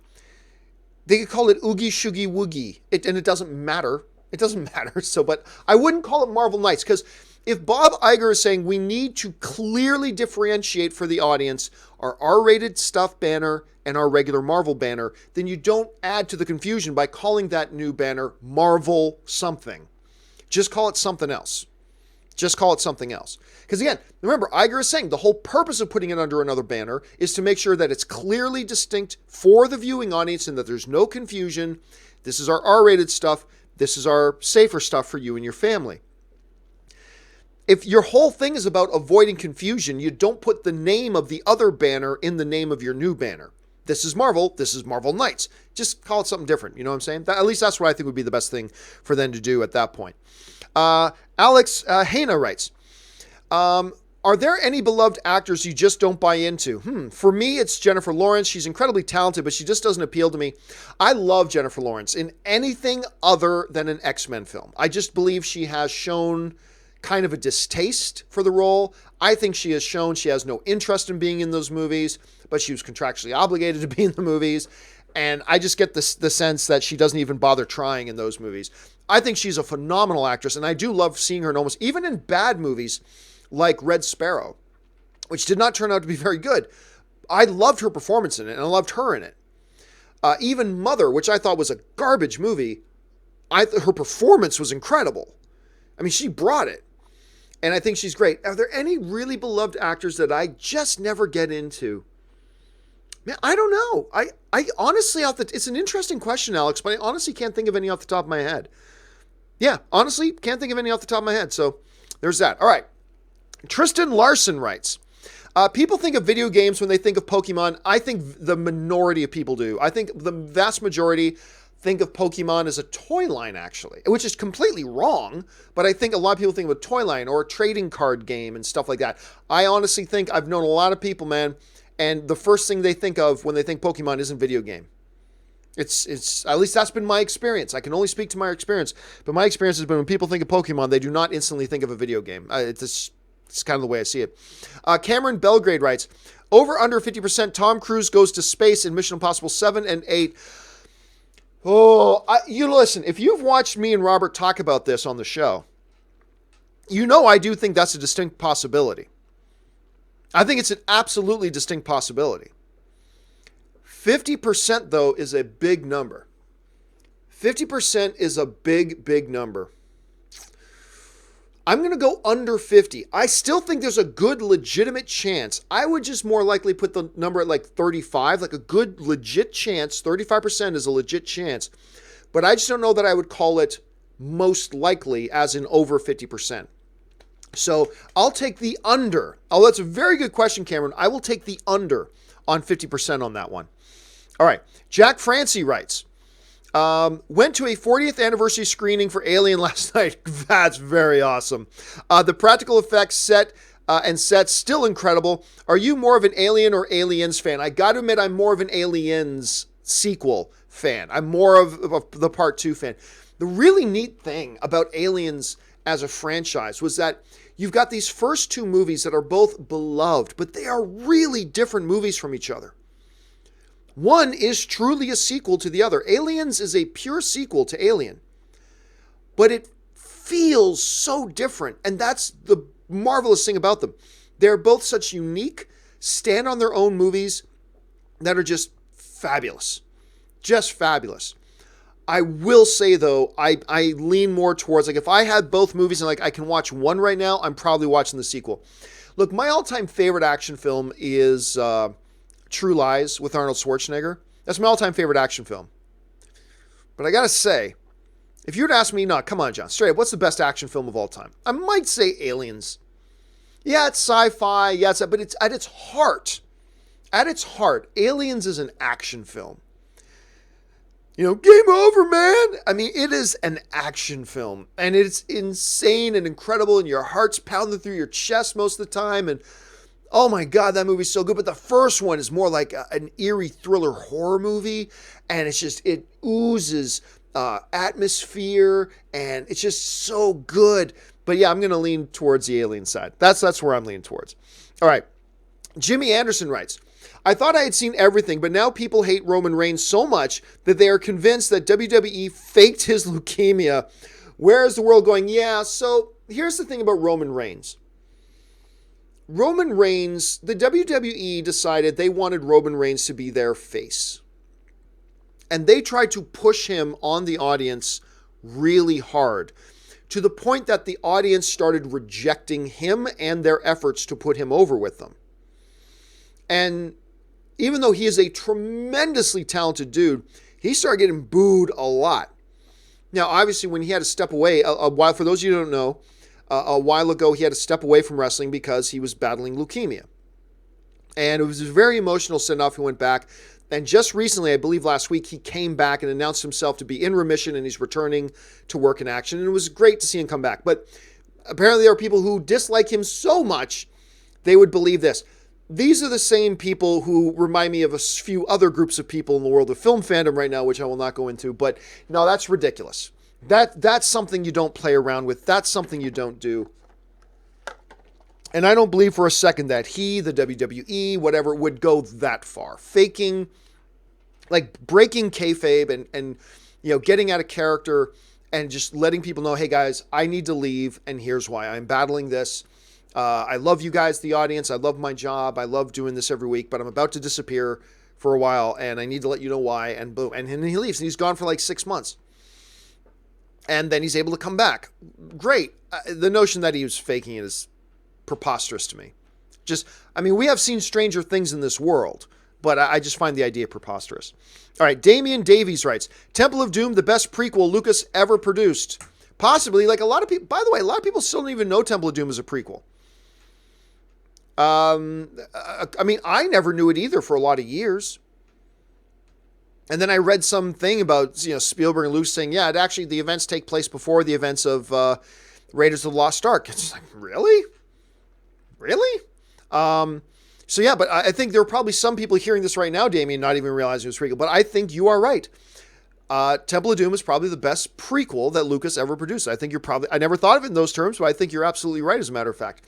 Damian Davies also writes again, is it safe to assume that Nebula and Gamora were both in the Black Order with Proxima Midnight and Ebony Maw, as they were daughters of Thanos? I would guess so. I mean, there are certainly, in Infinity War, Thanos made a lot of references about the fact that she fought by his side, that she was the most fearsome woman in all the galaxy, all this kind of stuff. I wouldn't doubt if she led the Black Order for some period of time. I wouldn't doubt that. And her too. Now, a lot of people are called children of Thanos, but it was only Gamora, I believe, in the movies, that only Gamora and Nebula were directly referred to as like adopted daughters. I don't think the Black Order are seen in that same light. Although Proxima does she not refer to Thanos as father once? Father, we will not fail. Does she say, Father, we will not fail you? In the opening scene of Infinity War, as they're about to blow up the Asgardian ship, he says, there are still 2 stones on Earth. Find them, my children, and meet me on Titan. And then I believe Proxima says, Father, we will not fail you. So maybe they are adopted children of his as well. But yes, my guess at this point, Damien, is that they were both members of probably the Black Order at some point. Dropkick Aggie writes, I was not ready for the end of How to Train Your Dragon Hidden World. I told you, man, the last 15 minutes of How to Train Your Dragon 3 is the best 15 minutes out of the entire franchise. It's powerful, it's moving, it's perfect. It is the perfect ending to this trilogy. And they have put a nice bow on the How to Train Your Dragon franchise. It's done now. And that last 15 minutes was a beautiful and perfect send-off for it. All right. Curtis Lopez writes, by the way, the quote is from Alfred in Batman 1989. Oh, I said it was from, I thought it was Alfred from Batman versus Superman. Because it sounds similar to something else, but it was Alfred actually from another Batman movie. There you go. Thanks for following up on that, Curtis. Appreciate that. Sen Pygar writes, you see the Man Who Killed Don Quixote trailer. I still haven't watched it. Still haven't seen that trailer yet, as a matter of fact. This is a movie Gilliam is trying to get done and out for, it feels like 50 years. It feels like 50 years he's been trying to get this movie out. Trailer's out there now, and I gotta admit, I still haven't sat down to watch it, but I do need to do that. All right. Haskell, 420 writes, hey, John, happy Sunday. Thank you so much, Haskell. I love having 2 TVs in my room, one for my PS4 and gaming / YouTube, Netflix, etc., other for TV and DVR. Now, Avengers on the 32-inch and 27-inch has John Wick Part 1 and 2 back-to-back on the Paramount Network. And here's the funny thing, Haskell. I just installed a new TV in my living room. So I've had this 60-inch TV hanging above the fireplace in my living room that I've had, though, for about 6 years. It's about a 6-year-old TV. And I got my hands on this new 70-inch TV. Better picture, more HDMI inputs, obviously bigger screen. It's thinner, it's lighter, it's all that kind of stuff. And I just decided, it's got a better picture, and I just decided, okay, yeah, I pulled the trigger on that and just got it. But now I don't know what to do with this 60-inch TV. It's literally sitting on the floor, leaning against the wall down in my dining room. And I don't know what to do with it. And it's funny because Ray would be over here, and me, Ray, and Ann would look at the wall and say, could we hang it? And could we have 2 TVs hanging in the living room somehow? Where would we put it? I just don't know what to do with it right now. I've thought, honestly, about bringing it in here and putting it over there, and kind of like the way I would do it in my studio, where we'd have a monitor with that day's main thumbnail up on the monitor. I thought about putting that in here, but I thought it would look too crowded or too busy in here. Yeah, so I'm sitting here with this. I mean, it's first world problems. It's a great problem to have, but I've got this 60-inch TV I have no idea what to do with. I just don't know what to do with it right now. So, but I love the idea. See, you've got more reasonable sized monitors for a room. A 32-inch, 27-inch, perfect sizes to do something like that for.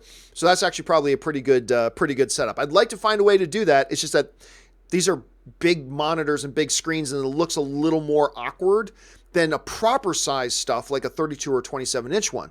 So I just don't know what to do with it right now. Anyway, last question I'm going to take right now. And then once I take this question, guys, with your permission, I'm going to take a 5-minute break so I can just rest the vocal. We've been going for a little over an hour now. I'm just going to rest up the vocal cords for a second. I'm going to refill my drink, and then I'll be right back to pick up with all the rest of the questions. So here's the final question we're going to take just before we take a quick little 5-minute break. And we're going to start off with Aussie Nerd, who writes, Anne should listen to Quidditch Through the Ages on Audible. Comes complete with commentary of the 2014 World Cup by Ginny Weasley.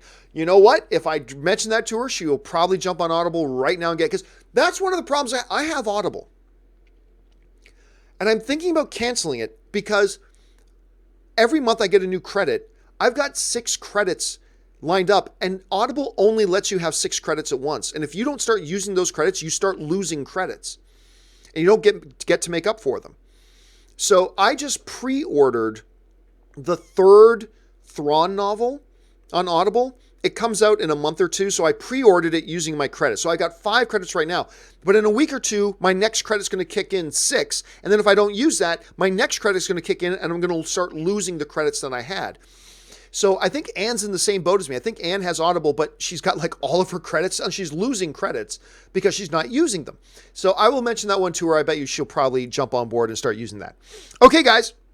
Now with your, again, once with your permission, I'm going to step away for, it's not going to take 5 minutes, maybe 3 or 4 minutes, rest my voice for a second, gargle some salt water, refill my glass, and be ready to go, and then we'll keep on rolling. So I will be right back. If anybody who comes in live and says, hey, where's the show? Just let him know John's just taking a short break. He'll be right back. And I will be right back as we continue on with today's open mic.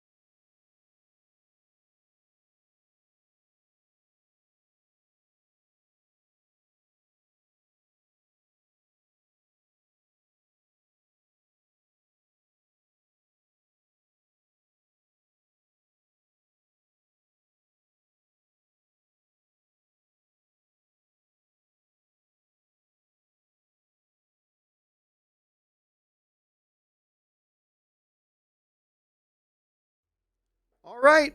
And we are now back. Thanks for indulging me, guys, as I took a little bit of a short break there just to go and get myself reconstituted, if you will. So now let's jump right back in to the questions. And where did we leave off here? We left off with Aussie Nerds where we left off. So we will go now over to Haskell, who writes, did you see Dark Phoenix International trailer? More story and way darker. Yes. Actually, Rob and I talked about that on the show yesterday, and I actually prefer, I quite liked the new Dark Phoenix trailer we got, but then the international trailer that dropped shortly after it, I thought was even better, because it walks us through the process of why they went into space, how she ended up absorbing the Phoenix Force, all this kind of stuff. To me, it was a little more well-constructed. Like I said, I really did like the second trailer. I really did. But this one I thought was even a little bit better. So yeah, I quite appreciated this international one, if you will. All right. Haskell 420 writes, remember the 80s horror film Critters? Oh, I do. The first two were okay. Not great, but okay. The next two were bad. They're back. Trailer dropped as for Critters, a new binge. Trash. Well, look, the Critters are meant to be trash, though, right? It's meant to be trashy, tropey, kind of little horror. I mean, the Critters are great for that. For that, they're great. They're total trash. And I totally believe that the new stuff they're going for is going to play into that theme wholeheartedly. I have no doubt. They're totally going to embrace that and love it, the tropey trashiness of Critters. And as long as it's fun, and I have a feeling they'll do it very, very fun. And it's going to be hard to tell from any sort of little trailer or any sort of little preview, if you will. But I think we're in store for something pretty fun. Okay, Thunder Knight writes, what did you think of Batista's comments regarding The Rock and John Cena's acting careers? Well, I don't think I heard what he said about John Cena's acting career. What is there to say about John Cena's acting career? He's not that good of an actor. Here's the thing about what he said about Dwayne The Rock Johnson, though. Now, he shouldn't have said it. But the headlines are misrepresenting what it is he said. For instance, there was a headline on one website that I actually quite like. There's a website I really like. That's a movie news site. And I'm not going to throw them under the bus by mentioning them here. But they ran a headline that says, Dave Bautista says Dwayne Johnson isn't a good actor. And that's not what he said at all. He said, is Dwayne a great actor? Fuck no. And guess what? Dwayne Johnson isn't a great actor, but I believe he has evolved into a good, totally solid, serviceable actor who also, on top of all that, has a universe full of natural charm and charisma that carries him most of the way. It used to be that's all that he had was his charm and charisma, but then he eventually evolved into a very serviceable actor. But is Dwayne Johnson a great actor? Would I put Dwayne Johnson in a Kenneth Branagh-directed Shakespearean movie? No, because he can't do that, because he's not a great actor. Now, still, should Dave Bautista had said that? No, just keep your mouth shut about other actors. If you're an actor, don't talk about other actors. That's unless you're being complimentary. I'd say it's just good taste not to do that, but whatever. So he shouldn't have said it, but it's just unfortunate that all these people are misrepresenting what he said. He didn't say Dwayne was a bad actor. All he said was Dwayne Johnson is not a great actor. And as you guys know how big of a fan I am of Dwayne The Rock Johnson, I'm a huge fan. But Bautista's right. Dwayne isn't a great actor. He's not a Daniel Day-Lewis. He's not a Gary Oldman. He's not a Denzel Washington. He's none of those guys. And that's fine. But Bautista didn't say he's not good. He just said he's not great. And I think that's totally fair. Again, still not really smart for him to have said it, though. Haskell 420 writes, sorry, it's Dark Phoenix trailer number 3, darker and more story, not the international version. Well, there was the new trailer that dropped, and then there was what they're calling the international version. So I think you're just getting that confused a little bit, Haskell. Richard Karate writes, will we get a Ride Along 3? Your thoughts? I don't think so. Ride Along 2, I believe, did not do all that well. Hold on a second. So Ride Along was a surprise hit. Ride Along ended up making 134 domestically and 154 million worldwide on a $25 million budget. That's not bad. That's not bad. Not great, not exactly a blockbuster, but not bad. Then the second one came out, and instead of making 130 something million domestically, it made 91 million domestically, made 124 in total worldwide, won a more expensive budget of 140 or of 40 million, which means probably the movie just barely broke even. So the things producers don't like to see is this. They don't like to see a downward trajectory in a franchise. You also saw a very downward trajectory in quality. Ride Along 1 I thought was quite fun. Ride Along 2 was terrible. Straight up terrible. And it didn't make as much money as the first one. Downward trajectory, bad film. I don't see why you do it. Look, Kevin Hart right now has a lot of options to do a lot of different things. I really don't see why you would go back to a franchise that has diminishing returns, and the last one wasn't that good, and it came out almost 3 years ago, over 3 years ago now. So I would guess no. I don't think we're going to get it. I mean, we may. Everything's possible, but I don't think we will. Richard follows up. Thoughts on Dog the Bounty Hunter show? Never watched. I think I watched like 10 minutes of it once. I thought it was trash TV, so I never watched it. So I'm saying trash TV. That's from a very small, tiny sample size that I watched for a few minutes and then ditched on it. For all I know, the show's amazing, but I never watched it, so I can't really give a true opinion of the show. Richard follows up with, do you think in episode 9 we will get Anakin's Force Ghost appearing to Kylo, telling to turn back to the light as Anakin did in Return of the Jedi part? That's first part. Second part, as we saw Kylo talking to Vader's helmet in Force Awakens, so his grandfather might be the only one he will listen to, who may be the only one who can turn him back. I am guessing no. Now, it's funny, Richard, I've been asked this question a lot. Will Anakin's Force Ghost appear to Kylo? I don't think he will. I don't think he will. I think there would have been many more opportune, better moments for him to do that than now. Kylo Ren has committed a lot of murder. And it would seem to me that if Anakin's Force Ghost was going to appear to him, by the way, we don't even know if Anakin's Force Ghost can appear to people. We don't know as fans, we don't really know because Lucasfilm has never really established what are the rules of Force Ghosts. We don't really know them. All we've heard so far is, and I don't even know if they're sticking to it, Ben Kenobi talking to Luke saying, hey, if you face Vader, you got to do it alone. I can't interfere. Well, why can't you interfere? Why can't you interfere? What's the rule there? What governs that? What says you can or cannot? And the reality is, the Star Wars movies have never really given it. They've kept it shrouded in mystery, which I like. But they've never given us a definitive guidelines. Here's how reality functions for Force Ghosts. They can do this, they can't do this, and here's why. They've never really revealed any of that to us. I mean, other than like Yoda shows up in The Last Jedi, and he's able to physically interact with Luke by bopping him on the head. How does he do that and call down lightning? I mean, that was new for all of us. But why could he do it and maybe somebody else? Why could Yoda do that, but Ben couldn't interfere with his fight against Vader? Maybe that's another thing here. Anakin can't get involved. Maybe his spirit is too tainted from all the genocide that he created across the universe as Darth Vader. I mean, I don't know. But it just seems to me that if he could appear to Kylo, why not do it before all the murder? Why wait until he's gone so bad? Why wait until after he's killed Han Solo? Why wait until after he murdered all those people on Jakku? Why wait till after that? Like, how would that make sense? Like, if he can appear to him, how does it make sense that he doesn't appear to him before all that, but he appears to him now? Now that Snoke is dead, why now? Why now?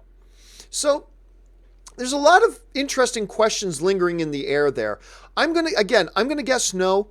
It is certainly possible, but my guess right now, for what it's worth, my guess right now is no.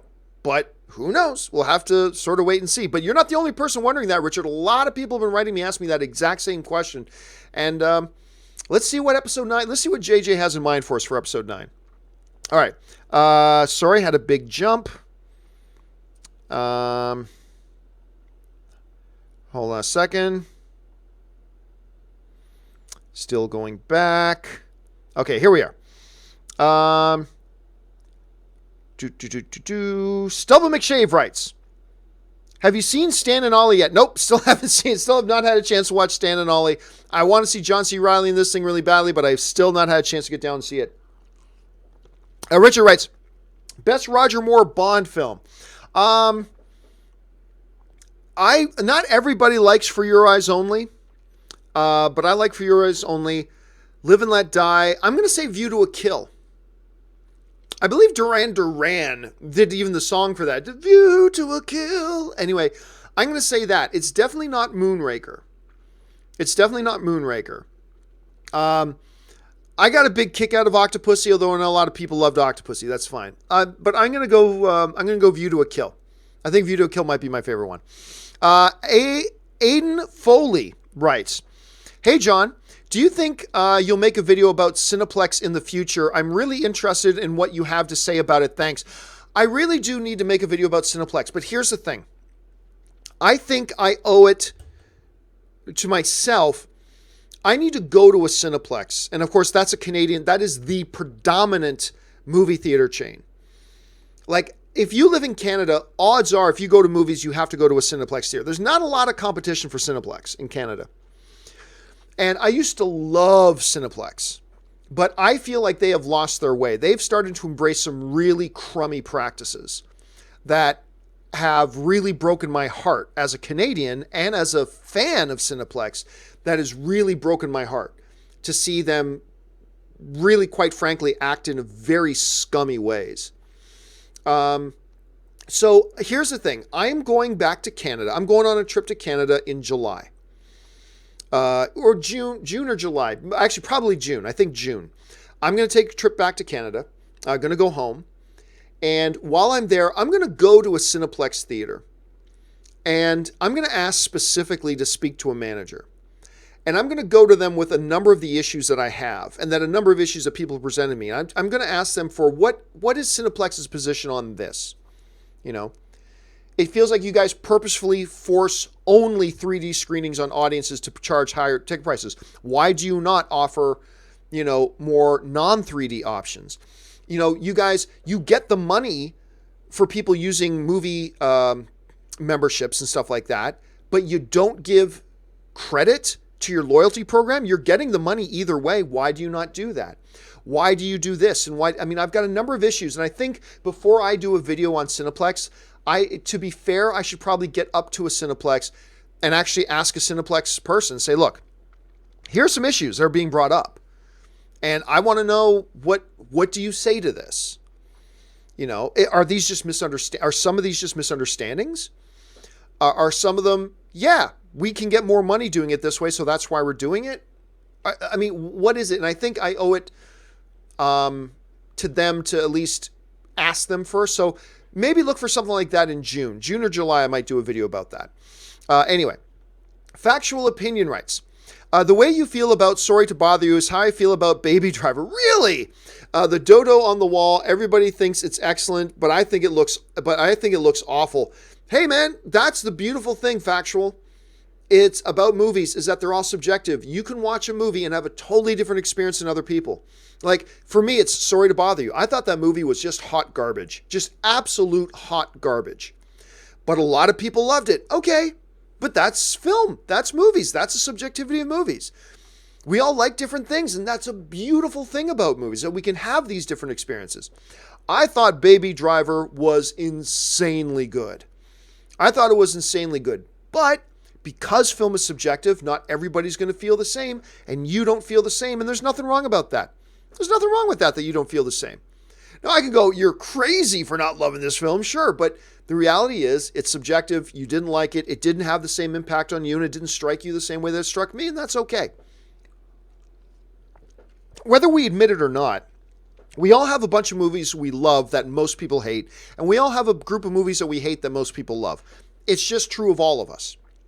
Just some of us actually have the balls to admit it, and say it out loud, but it's the truth. It's a universal truth. So don't feel bad if you didn't like it, you didn't like it. I think you're nuts for not liking it, but whatever. It's fine. It's the movies, man. There's a number of movies I don't like that I'm sure you'd think I'm nuts for, and that same is true for everybody, so don't worry about one bit. But yeah, I do love Baby Driver, man. I love that movie. All right. Roman Bryant writes, so prepare for the coup of the century. Be prepared for the murkiest scam. I love Scar. I love Scar. Is that from Be Prepared? Be prepared. I love that movie.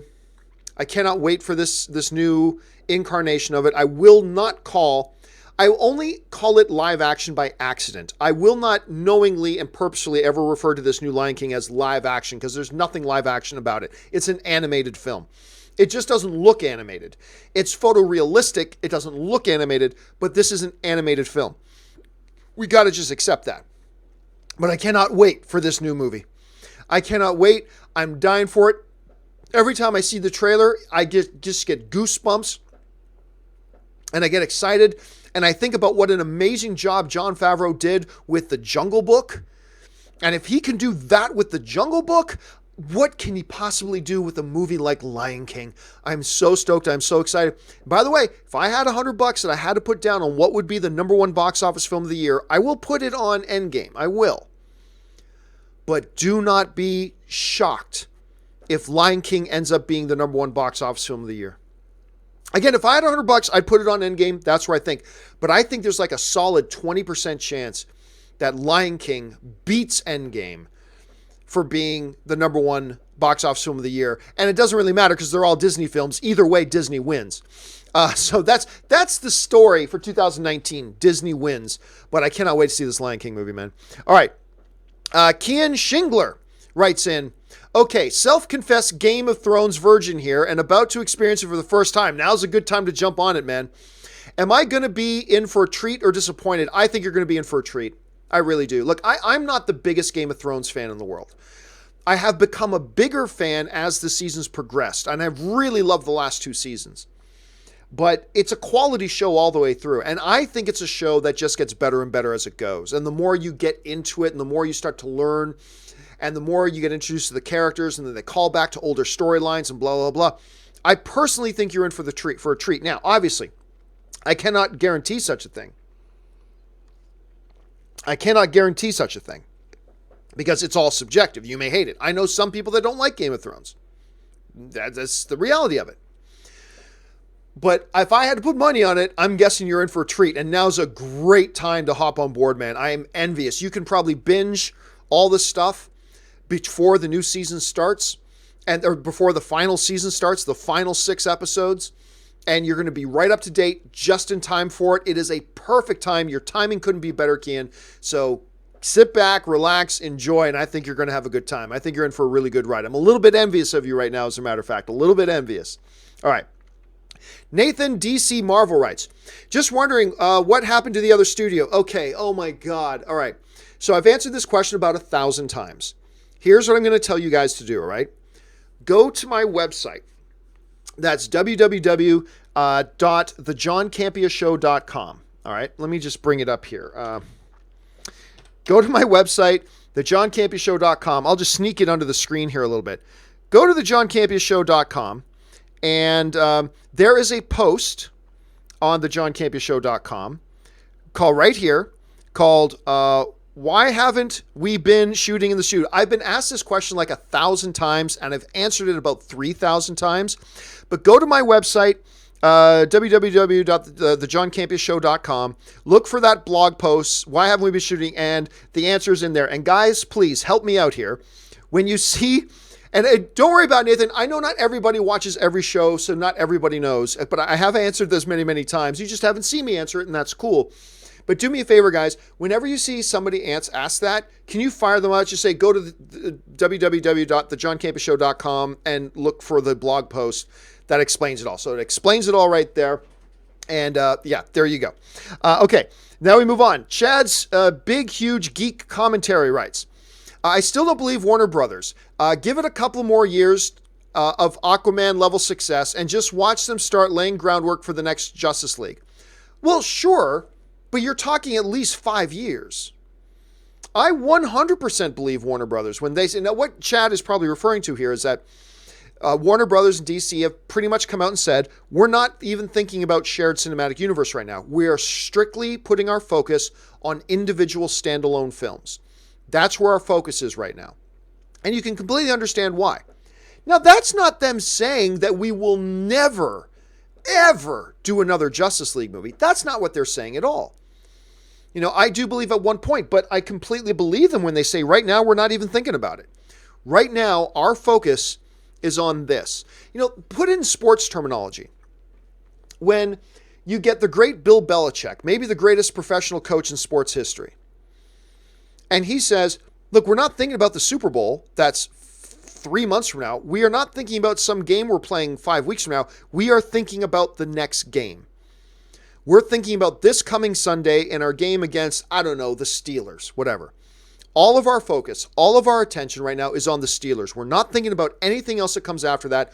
All of our energy, passion, focus, work, blood, sweat, and tears right now is all on one thing, and that's the game against the Steelers. That doesn't mean that they don't hope to go to the Super Bowl. That doesn't mean they're not thinking that we're going to win other games too, but they're just saying right now this is where all of our attention is, and he's 100% telling the truth. In the same vein, I think the same thing of DC and Warner Brothers. Do they eventually want to go to the Super Bowl? Do they eventually want to make another Justice League movie? Sure. But they're not even thinking about that right now. They know they have a lot of repair work to do on the image of the DCEU. They have to build bridges back with the audience again. They have to gain positive favor with the fan base again. And they've started off great with Aquaman. And I think they're going to continue great with Shazam. And then as long as Patty Jenkins is directing Wonder Woman, I got to believe Patty Jenkins is going to do it again with Wonder Woman. So right now, all Warner Brothers is saying is we're not thinking about Justice League. We're not thinking about shared cinematic universe. We're not thinking about any of that. We are 100% committed right now to worrying about our standalone individual films. And I 100% believe them on that. I do. Again, though, that doesn't mean they're never going to do shared cinematic universe stuff. And it doesn't mean they're never going to do another Justice League. It just means right now, that's not where their attention is. That's not where their focus is, and that's not what they're worrying about. They're worrying about good, standalone, single-shot story movies.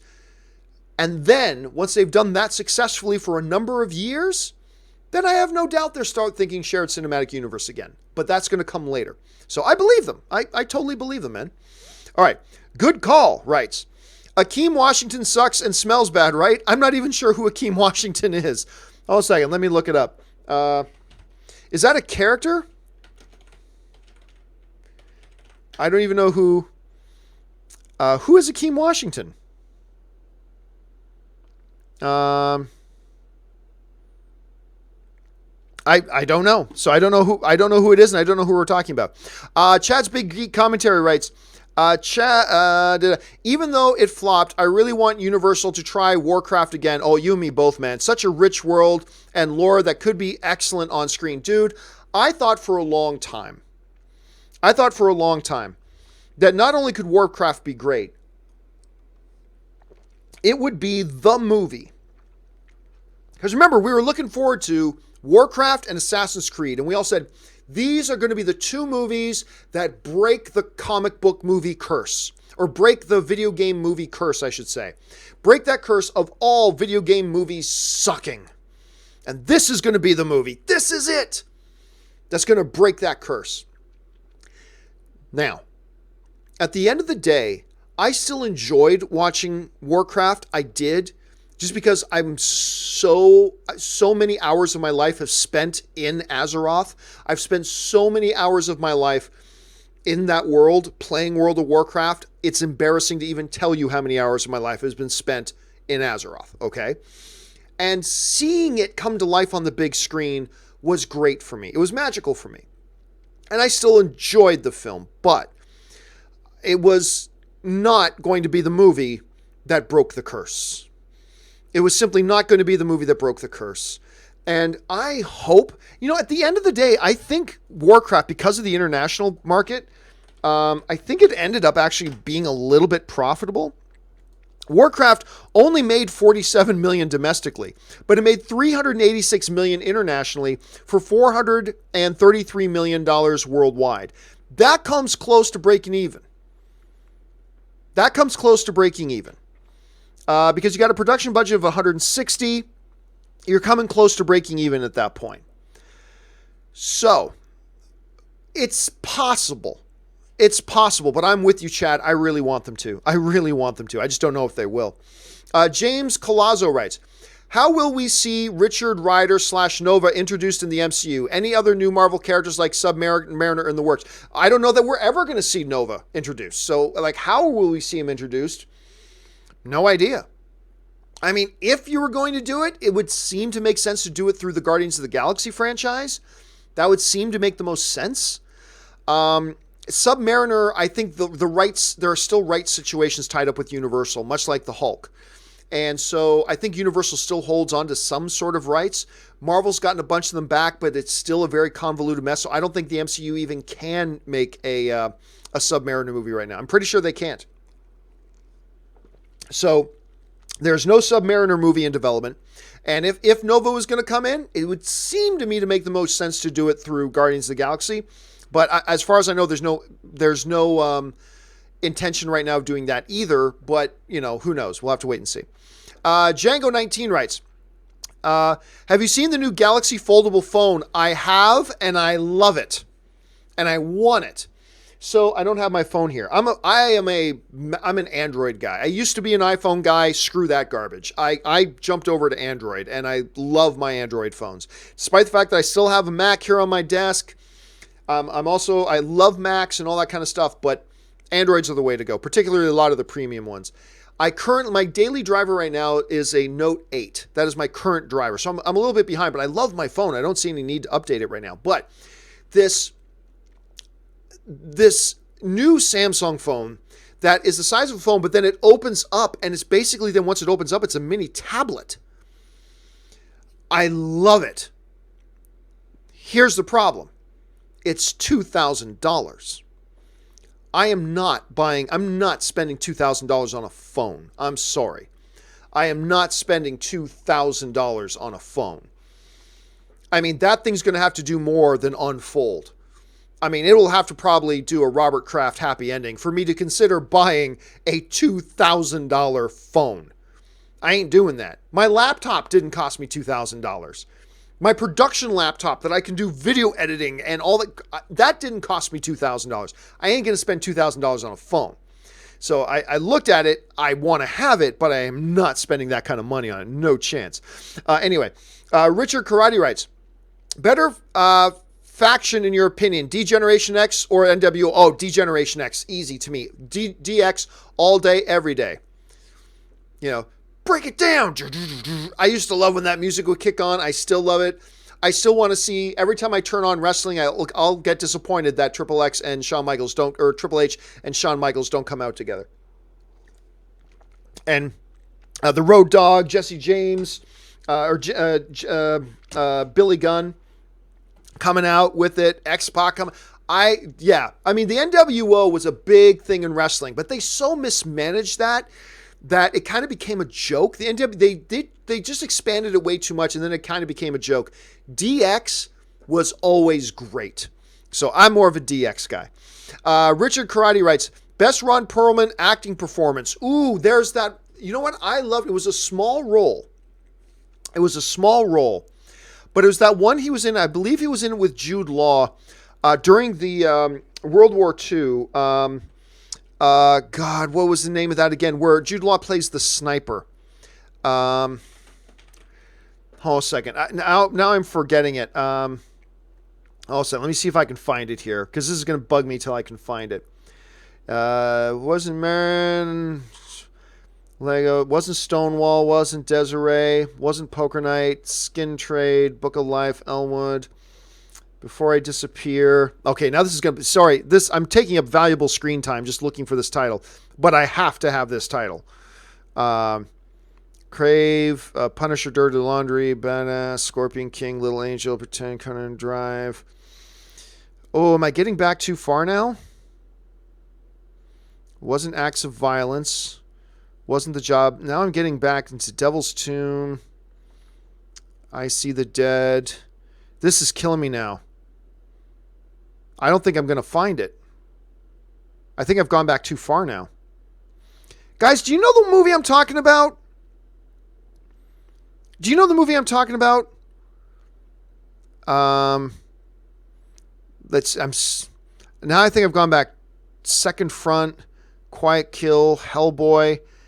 I think it was after Hellboy. I could be wrong about that, but I think it was after Hellboy. Blade 2. Again, I think it was before Blade 2. And no, it wasn't. It was really all the way back in 2001. Enemy at the Gates. That's the one. Holy crap. I didn't know that movie was like 18 years old. I thought it was like 10 years old. Anyway, Jude Law, Ed Harris, Rachel Weisz, Joseph Fiennes, Bob Hoskins, and Ron Perlman. Listen to that cast.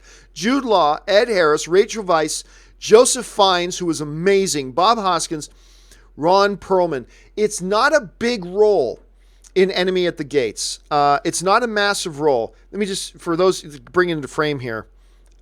This is the one I'm talking about. Enemy at the Gates. Love this movie. There it is. Enemy at the Gates, 2001. I cannot believe that was a 2001 movie. I was thinking like 2010. I was thinking like 2011. Holy crap. 2001. Wow. Okay, anyway, that is my personal, not my favorite Ron Perlman movie overall, but I think that was my favorite performance of his. Even though it wasn't a huge role, I thought he was excellent in Enemy at the Gates. Okay, we move on now. Django19 writes, when are you going to play Red Dead 2? One of the most detailed and realistic games I've ever played. There's no other game like it right now. Honestly, I don't know. Here's the reality is, I, for a long time, have not played console games because I am a keyboard and mouse guy. I'm a keyboard and mouse guy. See, there's my. I love using my keyboard and mouse to play video games. I'm no good with a controller, and here's the controller right here. I am no good with these. I'm just no good with them, and so I decided I wanted to try Spider-Man. I wanted to try God of War, so I picked up a PS4 Pro. And they had on sale for like $250 a PS4 Pro with Red Dead Redemption 2 for like $250. So I'm like, okay, I'm buying it. And I instantly loaded up Red Dead 2, tried playing it for 5 minutes, threw the controller away. I'm like, I can't do it. I can't figure out how to control this. I can't figure out what does what properly enough. So I just threw it away. And I thought, once I play some other games and get a little bit more accustomed again to trying to play with a console controller, then I will give Red Dead another shot. But I've been playing a little bit of Spider-Man, and I'm still not good at it. I'm still not good at it at all. For any of you who watched any of my live streams with me playing Spider-Man, I'm pretty bad. And so until I get much better at handling those controllers, I'm not even going to try loading up Red Dead again. I got to get better at that. And by the way, once I complete Spider-Man, and that could take me 5 years, but once I complete Spider-Man, I really want to play, because I've watched the movie, the 12-hour cutscene movie of God of War, and I really want to play through it. So my next one after Spider-Man will be God of War, and then maybe I'll try Red Dead. But I've got it. It's sitting on my PS4, ready to go. It's going to take me a while to get around to it. All right. Let's see here. Rodney Hurd writes, are you going to check out Mortal Kombat 11 when it comes out? It's coming out for PC. I don't know, only because I've never been big, not since like Street Fighter 2 in the arcades. I've never been big on side-scroller fighting games. I've just never been big on them. I might, though. But to me, it's just a button masher game. It's just like, just hit anything. Like I'm one of those guys when it comes to those types of games. So I don't know. But I've watched the trailers for it. It's gory as hell. And I am intrigued by it. So if I'm on Steam or Origin or whichever other game, if I see it on there, yeah, I might have to click it and check it out. Although I must admit, I'm not much of a fighting game guy. Rodney Alexander writes, how do you feel about movies coming out in less than 6 months? Hold on a second. How do you feel about movies coming out in less than 6 months? It's out digitally. Will that hurt box office as people will eventually rather wait to see it? Plus, after digital, where do we go in media? Well, it's not 6 months, it's 3 months. The window is 3 months. It's not 6. And I'll be frank with you, I don't like it. I think you should wait longer than that. I think it should be 6 months. I think a movie should come out theatrically, have a good long window, and then have it come out. But the current negotiated deal between the movie theater chains and the studios is roughly 3 months, with some exceptions for the digital release first. Anyway, so it's much less than 6. I'll be honest, I don't like it. I think it undermines the movie-going experience. And listen, where these studios make the vast majority of their money is the movie theaters. That's where they make their money. And for them to try to earn $5 extra on home video while risking losing $15 in the movie-going experience, that to me just seems very foolish. You know, have you ever heard the saying, what is it, penny wise, dollar foolish? So, and that kind of applies here. I don't like it. I don't think they should, but these studios seem to be focused on, okay, we made all that money in the theaters. Now let's quickly get the video out on home video and make some more money. When they're not realizing the faster you put out this stuff on home video, you are actually undermining the movie-going experience, and you're risking the future of the place where you get the vast majority of your money. And I think that's foolish thinking. I think that's backwards thinking. I think that's being penny wise and dollar foolish. And I don't like it. I think they should have it 4 or 5 months. I really do. So anyway, that's just my thought on that. I know a lot of people disagree with me, and that's totally cool, but that's my thought on it. DBZ Now writes, thoughts on HBO CEO Ted? Oh yeah, I heard about this.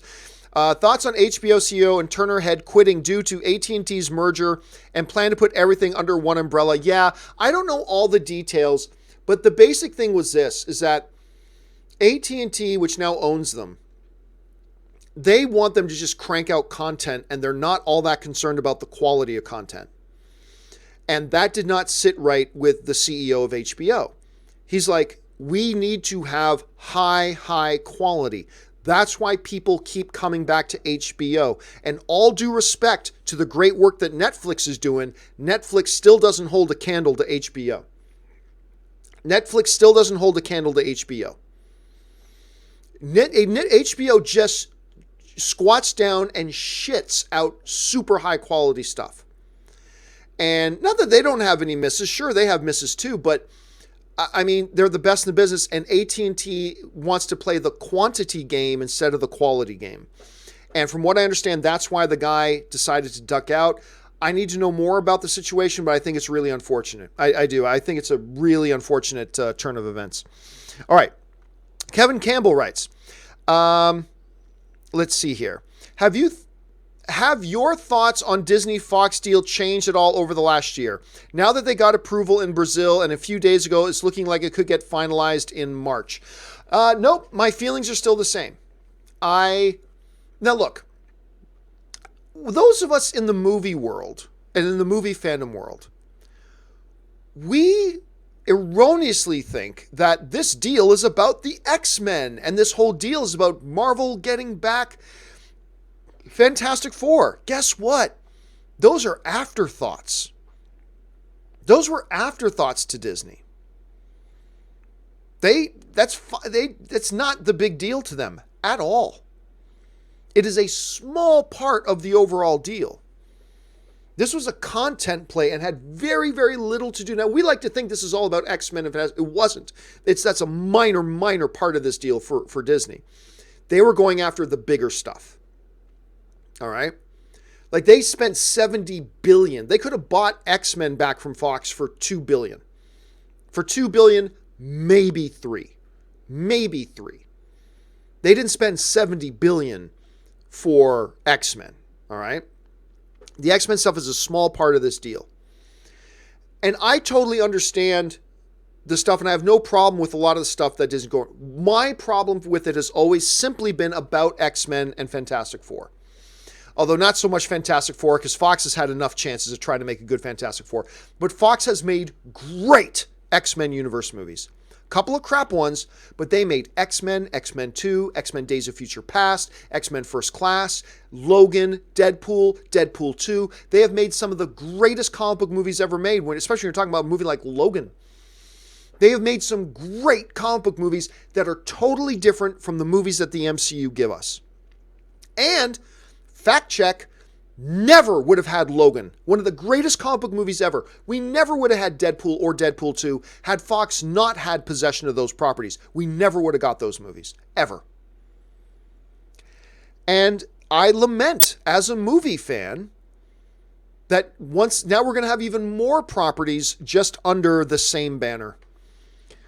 And look, I love the Marvel movies. Everybody knows I love the Marvel movies. I think they're great. I do. But I also love having some variety. I also love having some competition. I love that there was more than just 2 players in this game. I love that while DC was making their films and Marvel was making their films, we also had Fox cranking out some fucking excellent movies that neither of those other 2 would have ever made.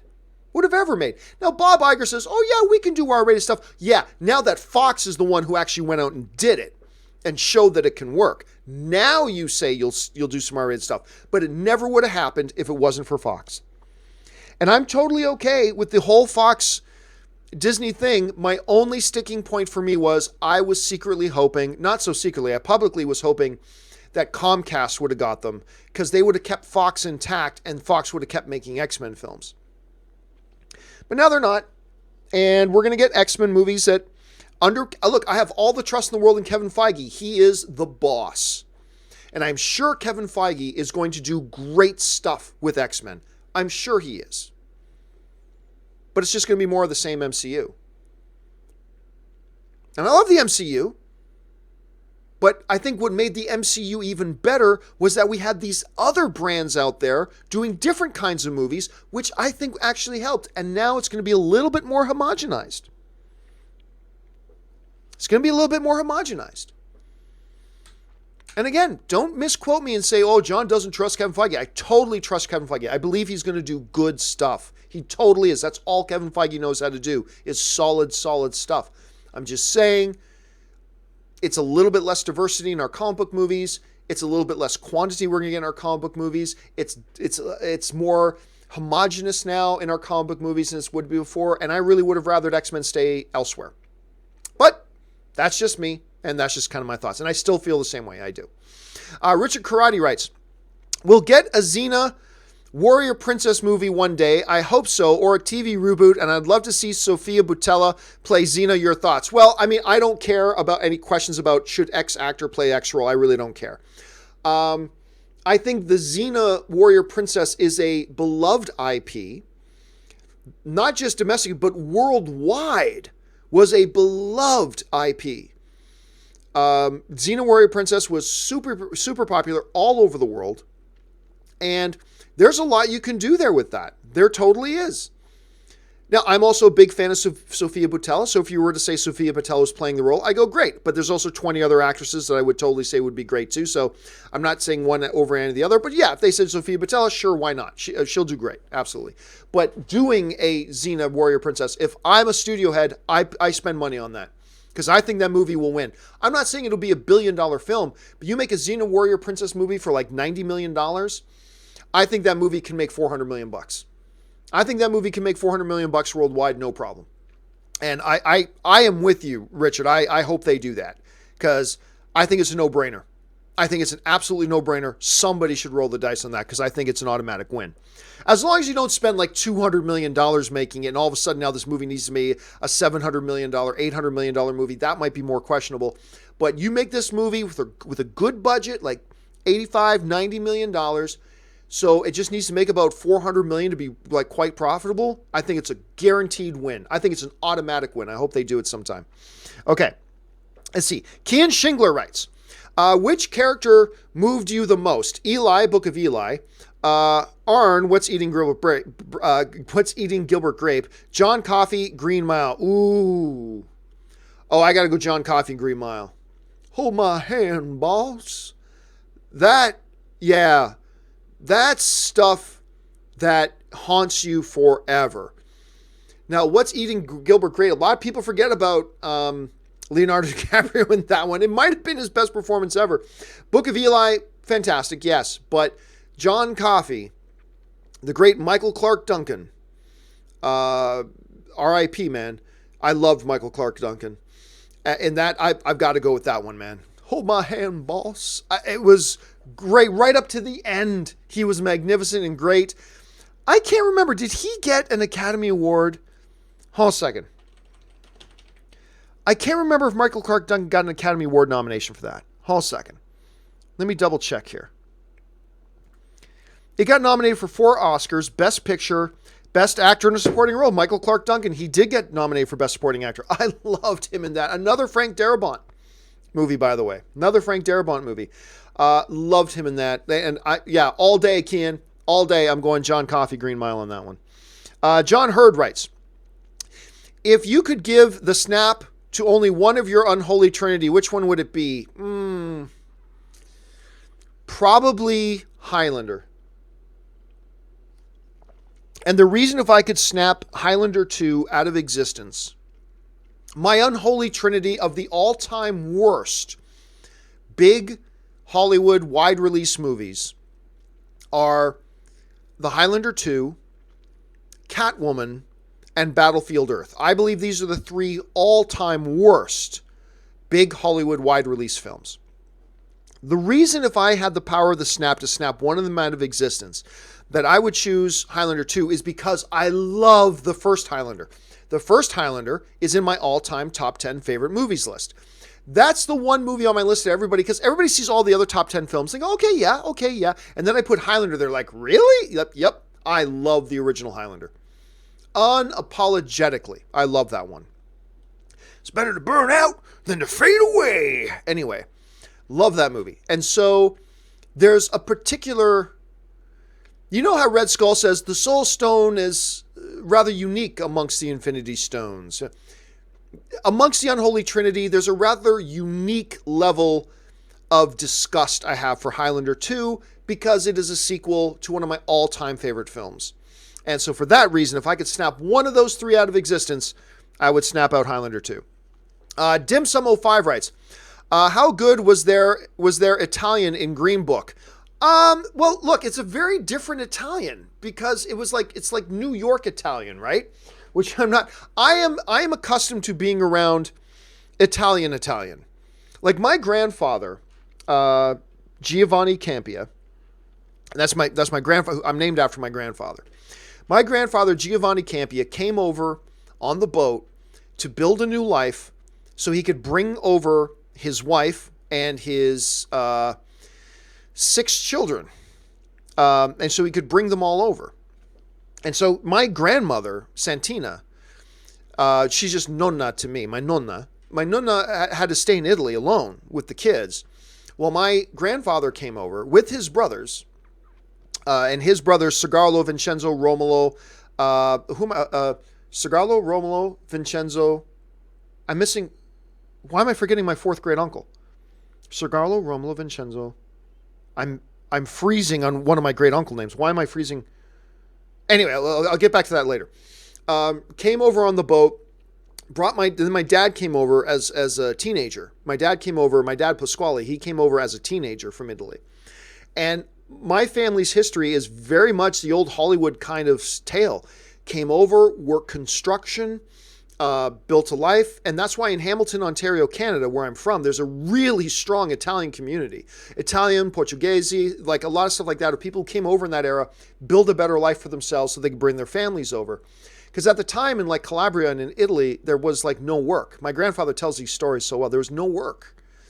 And so he came over, built a life, brought his family over, blah, blah. Anyway, that's the Italian I grew up in, right? So the Italian in Green Book is a little bit more like the New York kind of Italian thing. So I'm the wrong guy to ask. And anyway, and yes, actually, some people are asking. Yes, my real name is actually Giovanni. That's why you see sometimes people say, "Hey, Giovanni." The reason they say that is because that's actually my real name. Anyway, let's move on here. Kian Shingler writes, Then of the above, which was the best acting performance? Which one? Oh, that.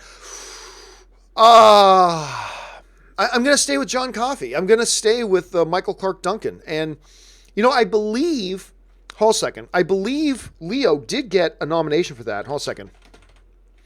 I believe Leo did get a Oscar nomination for that. Let me double check though. Let's see. Yeah, as a matter of fact, the only Academy Award nomination that What's Eating Gilbert Grape got was Best Actor in a Supporting Role for a very young Leonardo DiCaprio, or a much younger Leonardo DiCaprio. So he got an Oscar nomination for that as well. And you know what? Did Denzel get one for Eli? Hold a second.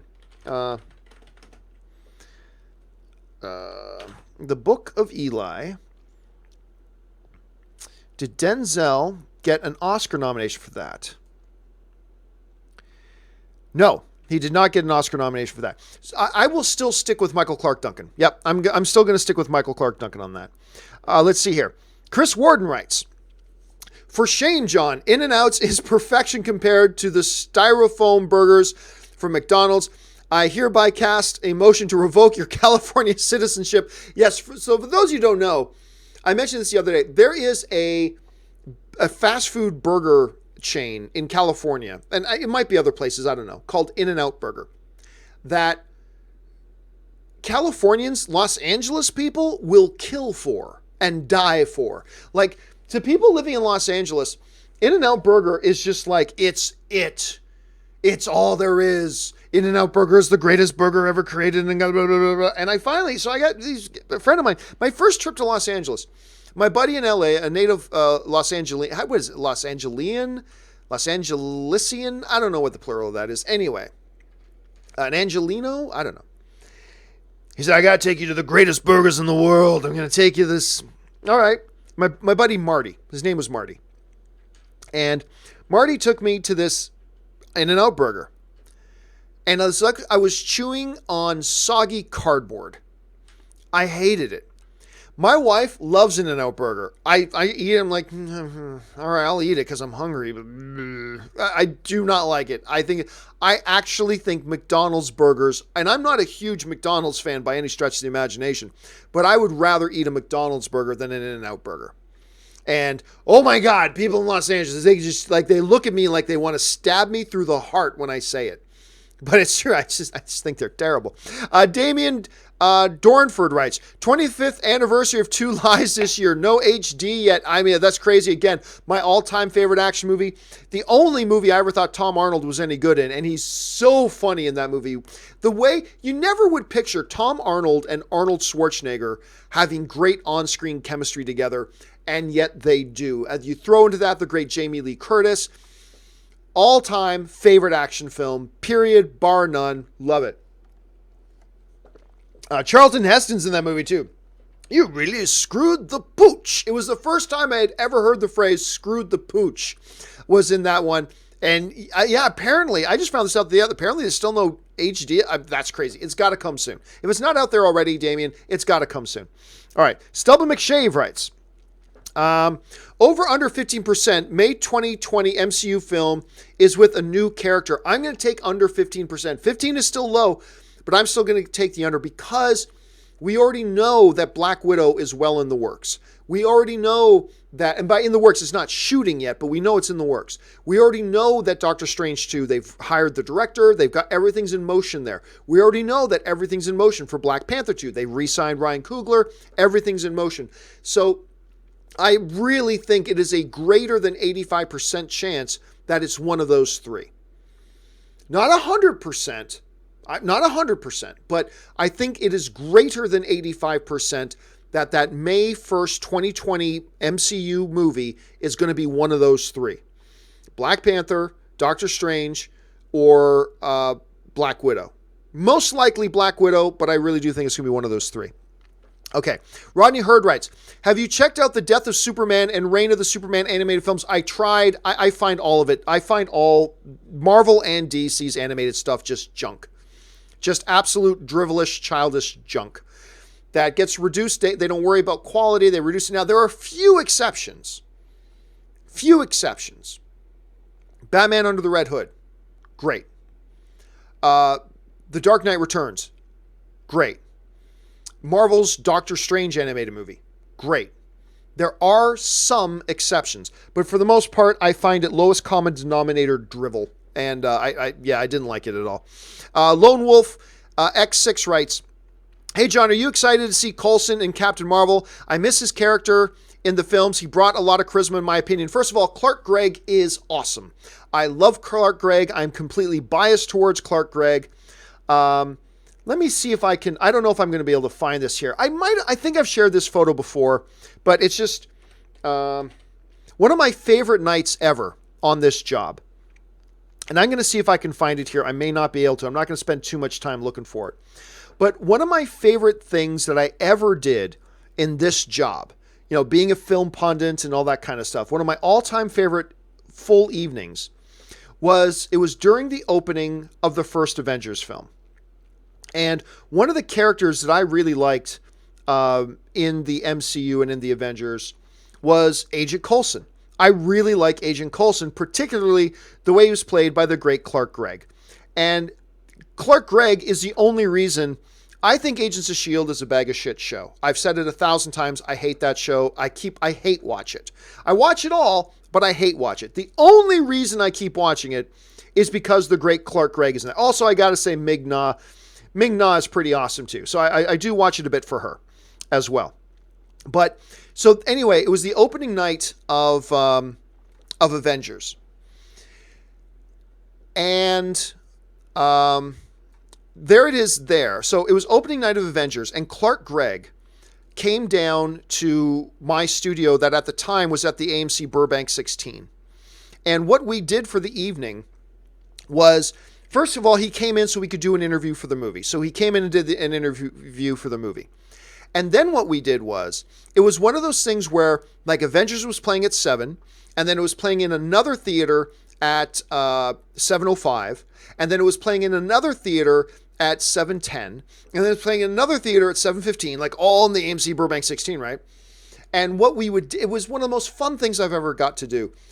I would run into a theater right before the movie was going to start. I'd say, guys, my name is John Campea. I'm with AMC Movie News. Thanks so much for being here. And, you know, we're all excited for Avengers and blah. But somebody wanted to come in and say hello to you. Ladies and gentlemen, Agent Coulson, you know, Clarke Gregg. And Clarke Gregg would come in and everybody would lose their minds. They'd be so excited that he was there. So then we'd throw out some t-shirts, whatever. So then we'd run out of that theater and run into the next theater that was starting the movie 5 minutes later and do the whole thing over again. And we went through about 10 different theaters doing that. It was super fun. And by the way, Clarke Gregg was the first guy I've ever seen. I never thought any of you heathens did this, but Clarke Gregg was the first one. If you look closely at that popcorn, I'm going to see if I can zoom in on that popcorn a little bit more. Let me see here. I don't know if it'll let me zoom in much more. But if you look at that popcorn very closely, you'll note the dude put raisins. See that at the top of the popcorn bag? Dude put raisins in his popcorn. First of all, I hate raisins, but that's besides the point. I've never seen anybody put crap other than butter or like cheese powder or some kind. I've never seen people put physical stuff in popcorn until that night. That was the first time I had ever seen anybody do, and it disgusted me, completely disgusted. But because he's sitting there, I grabbed the bag of popcorn. He's like, all right, great. And he starts sprinkling in the raisins. And I'm looking at him like, what are you doing? He goes, I'm putting in the raisins. I'm like, you're putting in raisins on popcorn. And he looked at me like I was crazy. Like, yeah, don't you? I'm like, no, that's sick. He goes, no, man, it's the greatest thing ever. I'd never seen that done before. Anyway, am I excited to see that? Absolutely. Just because I'm totally biased towards Clarke Gregg. He's the only reason I watch Agents of S.H.I.E.L.D., which is a show I hate, but I hate watch it. But so yes, am I totally stoked that he's come back? Absolutely am. I'm very excited to see him in it. All right. Rodney Alexander writes, thoughts on someone telling us the title for the 2020's Marvel film in Endgame? Just like in Winter Soldier, Homecoming, Infinity War, Endgame. Honestly, since I believe the title of the movie is going to be Black Widow or Doctor Strange 2 or Black Panther 2, pretty much 100%. Because somebody's going to make a reference to Black Widow, and someone's going to make a reference to Doctor Strange, particularly once they come back, and somebody's going to make a reference to the Black Panther. Since I believe it is an 85% chance or greater that the movie's going to be one of those three, yes, I think it's pretty much a lock that the name will be mentioned, but I don't think like anything like Homecoming, Endgame, something nebulous like that. I think it's going to be straight up Black Widow. That's what I think it's going to be. Could be wrong, though. Could be wrong. Let's wait and find out. Lone Wolf X6 writes, who is your favorite character in Umbrella Academy? For me, it was number 5. Number 5 is great. It's got to be either number 5 or Luther. And Robert and I are going to do a all-spoiler Umbrella Academy Season 1 discussion probably this week. So if you've watched Umbrella Academy, you're going to want to come and join us for that, because we're probably going to talk about that. But that kid, I'm telling you what, that kid deserves an Emmy nomination. He acts perfectly like a 60-year-old man in a 13 or 14-year-old's body, or however old he's supposed to be, 14, 15, whatever. He acts like a 60-year-old man trapped in a 14-year-old's body, and he acts it to perfection. I never doubt for a second. I don't even think I'm looking at a 14-year-old kid. I'm thinking I'm looking at a 60-year-old guy. That's how perfectly he acts it. I really think he deserves an Emmy nomination for that. I think he's great, so I'm with you on that. I love the Luther character as well. Love Luther. But I'm going to go with you on number 5. Victor Watson writes, Alita Battle Angel is my favorite movie 2019. As of right now, I've seen it twice. I enjoyed Alita Battle Angel. It has some problems, some significant problems. I think the dialogue's quite bad. The love interest is terrible, and I did not like the ending at all. That aside, though, they got the big important things right. A character we get attached to immediately. And when you're attached to the character, that takes you a long way. And then it makes the visual effects all the more important. It makes the action all the more, exciting, all that kind of stuff. When you're invested in the protagonist. And we are, and they did that well. And it makes it a hell of a fun ride. And so, I'm not going to sit here and say I loved Alita Battle Angel, but I quite liked it. I did have a good time with it. And I got to go, my next time seeing it's got to be with Ann, because Ann hasn't seen it yet, so I'm going to take her to go see it. And I'm looking forward to watching it again, because I had a good time with it. It certainly deserves better than it's getting at the box office. It has struggled at the box office so far. It deserves better. Here's hoping it has some long legs. And I hope they can get to that break-even point, because I would be very interested in seeing another one. I just don't know if it's going to actually happen. All right. Aqua Mexico Carlo writes, I'm a huge Green Lantern fan, and if Hal is going to show up, I want him to be a bit older, and in the film, he has to come back after being kicked out years ago. I'm not exactly sure what you mean. Let me read that again. I'm a huge Green Lantern fan, and if Hal is going to show up, I want him to be a bit older, and in the film, he has to come back after being kicked out years ago. I'm not exactly sure what it is you're saying. Like, you want him... Are you laying out what you want a Green Lantern movie to be? You want a Green Lantern movie to be about Hal Jordan, who got kicked out years ago and then comes back years later? I don't know. But hey, listen, out of the rumors that we've heard about Green Lantern, and it's all been rumors, but there were a lot of rumors that Tom Cruise was looking at doing Green Lantern. I mean, if that's the case, and it was just a rumor that was never substantiated, but I'm just saying theoretically for fun discussion, if it was true, there's half your wish right there, right? Because you're getting an older Hal Jordan, a Hal Jordan who's been doing it for a while and all that kind of stuff. I'd be down with that. I'd totally be down with that. And I've always said, the true quintessential Green Lantern is Hal Jordan. No disrespect to Jon Stewart, no disrespect to Kyle Rayner or Guy Gardner or whatever else. Hal Jordan is Green Lantern. Hal Jordan is the quintessential Green Lantern. And so I'm most interested in a Green Lantern surrounding Hal Jordan. However, there's also been rumors that they would do that a Green Lantern movie would be a Green Lantern Corps movie where we could get a Hal Jordan and Stewart and Gardner and maybe Kyle Rayner or maybe just any assortment of the three. As long as the Hal Jordan character is in there, I'm totally good. I'm totally good as long as the Hal Jordan character's there. Let's see.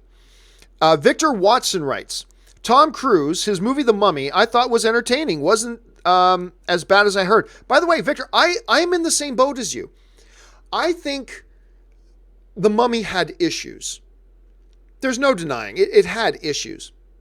But I am with you in the sense that I didn't think it was nearly as bad as a lot of people thought it was. And you and I are in the minority on that. And I'm not saying the movie was great by any stretch of the imagination. But I didn't think it was as bad as a bunch of people thought it was. Because a lot of people put it up as like one of the worst films of that year. And I watched it and thought, okay, this movie may not be great. And it's not great. But is it all that bad? And I just didn't think so. I thought it had some redeeming qualities about it. They'd made some glaring big mistakes. And I can totally understand why people disliked it as much as they did. But yeah, I'm one of those people like you, Victor, where I didn't think it was all that bad.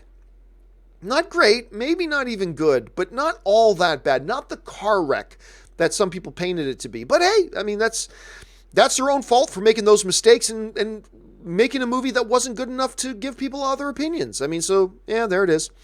Colby Harris writes, will Reeves' Batman skip the origin? Good question. I certainly hope they do. I certainly hope they do. And if you do it in 2 minutes. You know? Do it like they did with the Incredible Hulk origin in the Ed Norton Hulk film. Where it's just in the opening credits and a few flashes and audio things, they basically tell the origin story in 30 seconds and then they move on with the movie. Or even like Batman vs. Superman. It was a quick 2-minute scene off the beginning of the movie of young Bruce watching his parents murdered. Done. Now we move on. I'm okay if he does an origin story. Just keep it to 2 minutes or less if you do, though. Personally, I hope he doesn't at all. We've seen the Batman origin story 1,000 times. Everybody knows it. So I hope he doesn't. And if he does, just keep it really, really short. Lee Edworthy writes, hey, John, just became a Patreon. Thank you so much, Lee. I appreciate that, man. Just became a Patreon, saw A Quiet Place for the first time, and I absolutely loved it. I cried when the father sacrificed himself for his children. I hope the sequel is just as great. Dude, it was unapologetically my number one film of 2018. I was very disappointed that it did not get nominated for Best Picture. The Best Director category was stacked. I'm okay that John Krasinski didn't get nominated for Best Director. There were only 5 spots. All the directors nominated were great. That's fine. But in a year with 8 nominations, let's put it this way. I believe A Quiet Place definitely deserved a nomination over Vice. Easily, it deserved a nomination over Vice. I thought it deserved a nomination over Bohemian Rhapsody, and I like Bohemian Rhapsody very, very much. And I'm totally okay with Rami Malek winning Best Actor, but I didn't think Bohemian Rhapsody was one of the top 8 films of the year. I think A Quiet Place should have been put in over it. I think Quiet Place should have been put in over Black Panther, and I loved Black Panther, but I thought A Quiet Place was the best film of the year. And it didn't get nominated for Best Picture. That's 2 years in a row that the movie I thought was the best film of the year did not get nominated for Best Picture. This year it was A Quiet Place. Last year it was Logan. I thought Logan was the best film of 2000. Not just best comic book movie. I thought it was the best movie of the year. Didn't even get nominated. It's too bad though, because I think if it came out next year, I think it would get nominated now. But hey, it is what it is. But yeah, man, I adore that movie to no end. What John Krasinski did with that movie, considering he got through a lot of the movie without using any dialogue. Like, he got through a lot of that movie without using any dialogue. That's impressive as hell, man. That is impressive as hell, and I love it. And I thought it was great. To me, best film of the year. And by the way, Lee, thank you so much for becoming a Patreon supporter. And welcome aboard. And make sure you join the Facebook group. And you got access now to all the audio-only podcast versions of the show. And we're going to be doing some other cool things. We do our weekly Patreon exclusive podcast, Best of the Week. We've got that out there. So thank you for coming on board, man. And thanks for becoming a supporter. Really appreciate it, Lee. All right. Let's move on here. James Woodford just sends in a super chat. Thank you, James. Appreciate that, man. Aaron H. writes in, I think that Fantastic Four will get inserted into the MCU before X-Men because they are a better fit. I would much rather see that set of characters in because we haven't seen them in a half-decent movie. See, I agree, Aaron, but here's why I agree. And somebody else actually brought this up in a super chat another day.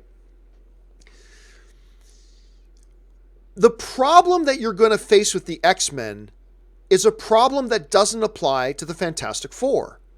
The X-Men's big problem is that the whole mythology of the X-Men is that mutants have been a global issue for decades.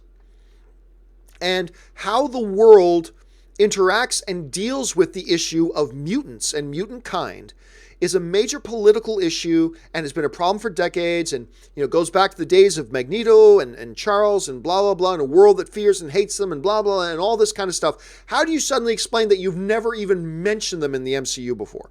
That's a challenge they've got to face. The Fantastic Four do not present any such challenge, though, right? The Fantastic Four are much like all the other characters. They're regular human beings who something happened and they became something else. That is a much better fit and narratively a much easier slide in for the MCU than the X-Men. I've also got to kind of believe that in his heart of hearts, Kevin Feige believes that the redemption of the Fantastic Four has got to be front and center to him. Because unlike X-Men, which Fox did a number of fantastic movies with X-Men, they crap the bed every single time with Fantastic Four. They need to redeem those characters. So, I don't know that they're going to do Fantastic Four before X-Men. I don't know that at all. But I would agree with you, Aaron, because of those two factors. Factor number one, it's much easier to slide in the Fantastic Four than it is the X-Men. So that's the easier thing to do. So why not get that done? Build some momentum. Number two, I think this one's going to be very near and dear to Kevin Feige's heart because he loves the Fantastic Four. He knows these characters need to be redeemed. And when you combine that with the narrative ease of it to do it, I agree. I still think it's going to be a while before we get to any Fantastic Four or X-Men in the MCU, but I would agree. It seems to make the most sense to do Fantastic Four first. So whether he'll do that, I don't know. But I'm in agreement with you that it seems to make the most sense. All right. Victor Watson writes, "Hey, John, a lot of people are buying video games on PS4 store and Xbox store instead of buying the discs. Also, yeah, you're right. Absolutely. Absolutely. Streaming and just being able, the convenience isn't just limited to the movie market. That people just being able to go, oh, click, and now I've got the movie. Instead of having to get up, go to the store, pay money, have a physical copy, take up shelf space. It may get lost. It might get scratched. It might get stolen. Who knows what happens? Blah, blah, blah. Oh, I can just here right now and hit my button on my remote and I can watch the movie or own the movie right now. Great. Same thing has happened with PS4, Xbox, and the video game industry. Like, I buy my game. Now, granted, I was in a GameStop the other day and they had a couple of games on sale. It's like, okay, for $5, I'll buy that. And just bought like a used disc and I can do that. But mostly the games I buy, like even for the PC, I don't go out and buy a disc. I hop on Stream or Origin or one of the other game services and I just buy it online and download it, right? Now, the difference between the video games and the movies are the video games are all the exact same copy you're downloading. Streaming movies aren't, I mean, look, it's almost becoming imperceivable, the differences in quality between streaming and like a 4K Blu-ray. It's getting to the point where it's going to become imperceivable, the differences. But there is a difference right now still. Not a big one, but still a difference.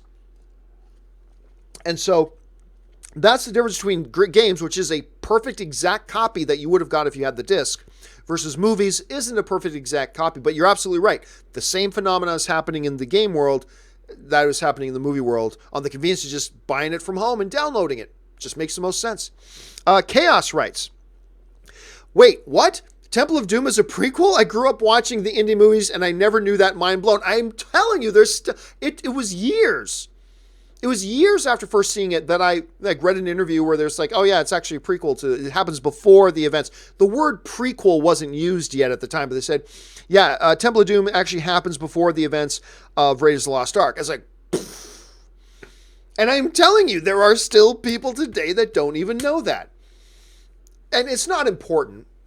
I mean, it's not. At the end of the day, it's not important. It's not important whether Raiders happened first or whether Temple of Doom happened first. Kalima. It doesn't matter which one happened first. It doesn't. It's irrelevant. It doesn't really matter. It's just a fun little kind of did you know kind of piece of trivia. But I told you, like Chaos, you're perfect. There are people who still don't even realize that. There you go. You learn something new every day, Chaos. All right. Kevin Campbell writes, chances of an Avatar 2 teaser in December with episode 9. Nolan teased Interstellar a year in advance. I don't know. There's just no point in teasing or advertising or anything a year in advance. There's no point to it. It benefits your movie absolutely zero. But it'll get people excited. Yeah, but then the excitement dissipates and people forgot all about it. Remember, the first trailer for Dumbo came out ages ago. Absolutely ages ago. Like forever ago, the first Dumbo spot came out. And then I remember, like, there was a conversation, somebody mentioned, do you even remember that there was a Dumbo spot already? It's like, holy crap, there was, because it fades out. Any buzz, any momentum, anything that you get by putting it out now dies within a month or two. It's gone. So you just wasted putting that out. There's just no point. There are still sometimes studios do it, but it's pointless. And I don't know. Now, with Avatar, Avatar is in a unique position where it might be beneficial for Avatar to let the world know, hey guys, more Avatar movies are coming. Maybe. I still don't really see the point of it though. Why not just wait till 7 months or 6 months or 5 months before it comes out? Because anything you put out now, any buzz you get is going to be dissipated long before the movie ever comes. So I just don't see a point to it, but they may do it, and maybe Avatar may be in a unique position that maybe they could benefit from it a little bit more than others. I certainly don't think Interstellar benefited from it in the least. When it was all said and done, it didn't matter. But who knows? We'll have to wait and see. Stubble McShave writes, you change your Audible to 1 credit, 2 months, half price. 1 credit, 2 months. Okay, so you get 1 credit every 2 months? I may have to do that. Even I was saying Chaos, you learn something new every day. I learn something new every day. I got to go look that up because that would probably be very beneficial to me. I need to go and check that out. Thank you for giving me that info, Stubble. I'm going to go check that out. All right. Lone Wolf. Lost Lone Wolf. Where did he go? Lone Wolf. X6 writes, so after watching The Gifted Season 1 and 2, I wish Lorna was introduced in the X-Men movies. Since they didn't show Scarlet Witch in the X-Men films, use her as a substitute. I like the character very much. I can't think of a character I don't like in The Gifted. I like them all. I like the Strucker family. I like the Mutant Underground. I like the Inner Circle. I love the triplets. I really like everything about that show. I really, really like The Gifted. I like it a great deal. And I wish more people, but anyway, getting back to your point, that Lorna would have been a character that would have fit really well in with the X-Men movie universe. I've got to agree. I think that she is probably the character more than any of the others. Pathfinder may have been one that would have fit well too, but she seems like a character that could easily migrate from The Gifted and, just as she is, be in an X-Men movie. I think you're onto something there. I think there is something about that character, the nature of that character, and the kind of the personality of the character and the power set of the character. Seems like it could fit very well both in its television incarnation and easily migrate over to the movies. I think you're right.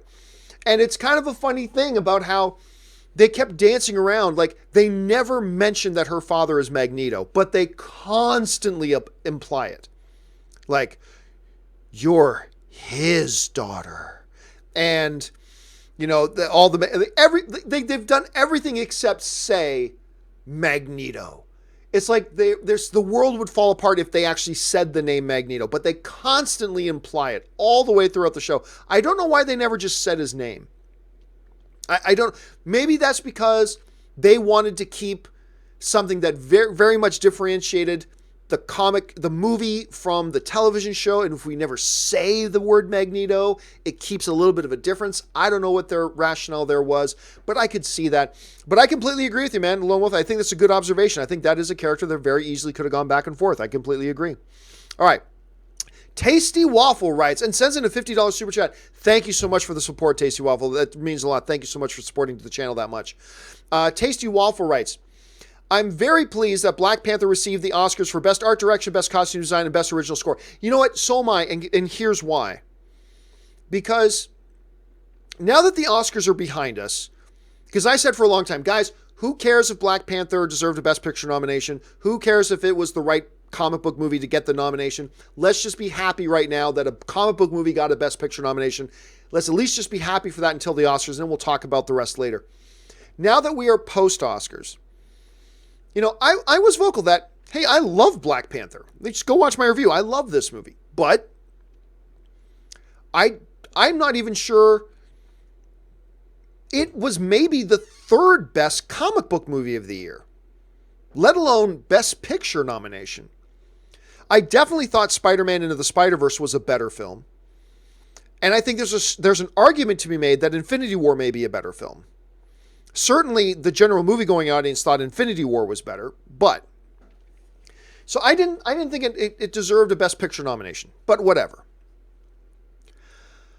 I am thrilled that Black Panther won the awards that it won, because not only did it win, but if Black Panther had won Best Picture, which it never was going to, because it wasn't nominated in any other major categories, and no film has ever won Best Picture without at least one nomination for Best Director, Best Screenplay, Best Cinematography, Best Actor or Actress, Best Supporting Actor or Supporting Actress. No film in Oscar history has ever won Best Picture without being nominated for one of those major categories. And Black Panther had no nominations in those categories, so it was never going to win. But if Black Panther had won Best Picture, I think there would have been a lot of conversations going on about the validity of it winning Best Picture. Did it only win Best Picture because of political reasons? And I think it would have muddied it a lot, because I think a lot of those discussions would have gone on. What is great, Tasty, about it winning Best Art Direction, Best Costume Design, and Best Original Score is that these are all 100% valid wins. Does that mean only Black Panther could have won Best Art Direction, and only Black Panther could have won Best Costume Design, and only Black Panther could have won Best Original Score? No, there are other very, very good nominees that could have won it as well. But for Art Direction, Costume Design, and Score, it's not muddied the water. These are all categories that it very much deserved to be nominated in. And you can make strong arguments deserve to win each and every one of those. What is great about Black Panther winning these categories is that there is no controversy surrounding it winning these categories. The costume design was amazing in it. The art direction was amazing in it. The best score, I'm so glad it won Best Score, because you talk to people and say, and look, by the way, I like the songs in the movie too that Kendrick Lamar did. I like the songs very much, very much. But when people talk about the music in Black Panther, they always just think, oh, everybody thinks Kendrick Lamar did all the music in it. No, he did the songs. But I thought the score of Black Panther was even better than the soundtrack songs. I thought this, and I've been saying this forever, I thought the score was even better. And what was it? Ludwig something or other is the name of the guy. By the way, the composer for the movie was Ryan Coogler's roommate while going to film school. They were roommates together at USC Film, which I never knew until he gave his acceptance speech at the Oscars. I think that's hilarious and also great. But yeah, whereas, like I said before, if Black Panther had won Best Picture, there would have been a lot of controversy and a lot of debate and a lot of questions about why it was even nominated and should it have won and what were the reasons behind it winning. How could a movie win Best Picture when the Academy didn't even think it was good enough to be nominated in any of the major categories? It would have brought all this and put a big storm cloud and a big rain cloud over its win. But winning in these categories, damn right. Damn right. It had every right to win Best Art Direction because it was incredible and one of the best of the year and the best of the year. Costume design, best score. Again, I'm not saying it was 100% locked for it to win those categories. Other nominees maybe could have won too. But these are legit wins and no controversy around these wins. And so now what we have is a comic book movie now that has won 3 Academy Awards, never happened before, and there's not an ounce of controversy, not an ounce of cloudiness about their wins. Everybody looked at it and goes, yep, deserve that win. Yep, deserve that win. And yep, deserve that win. And that's the best part about it.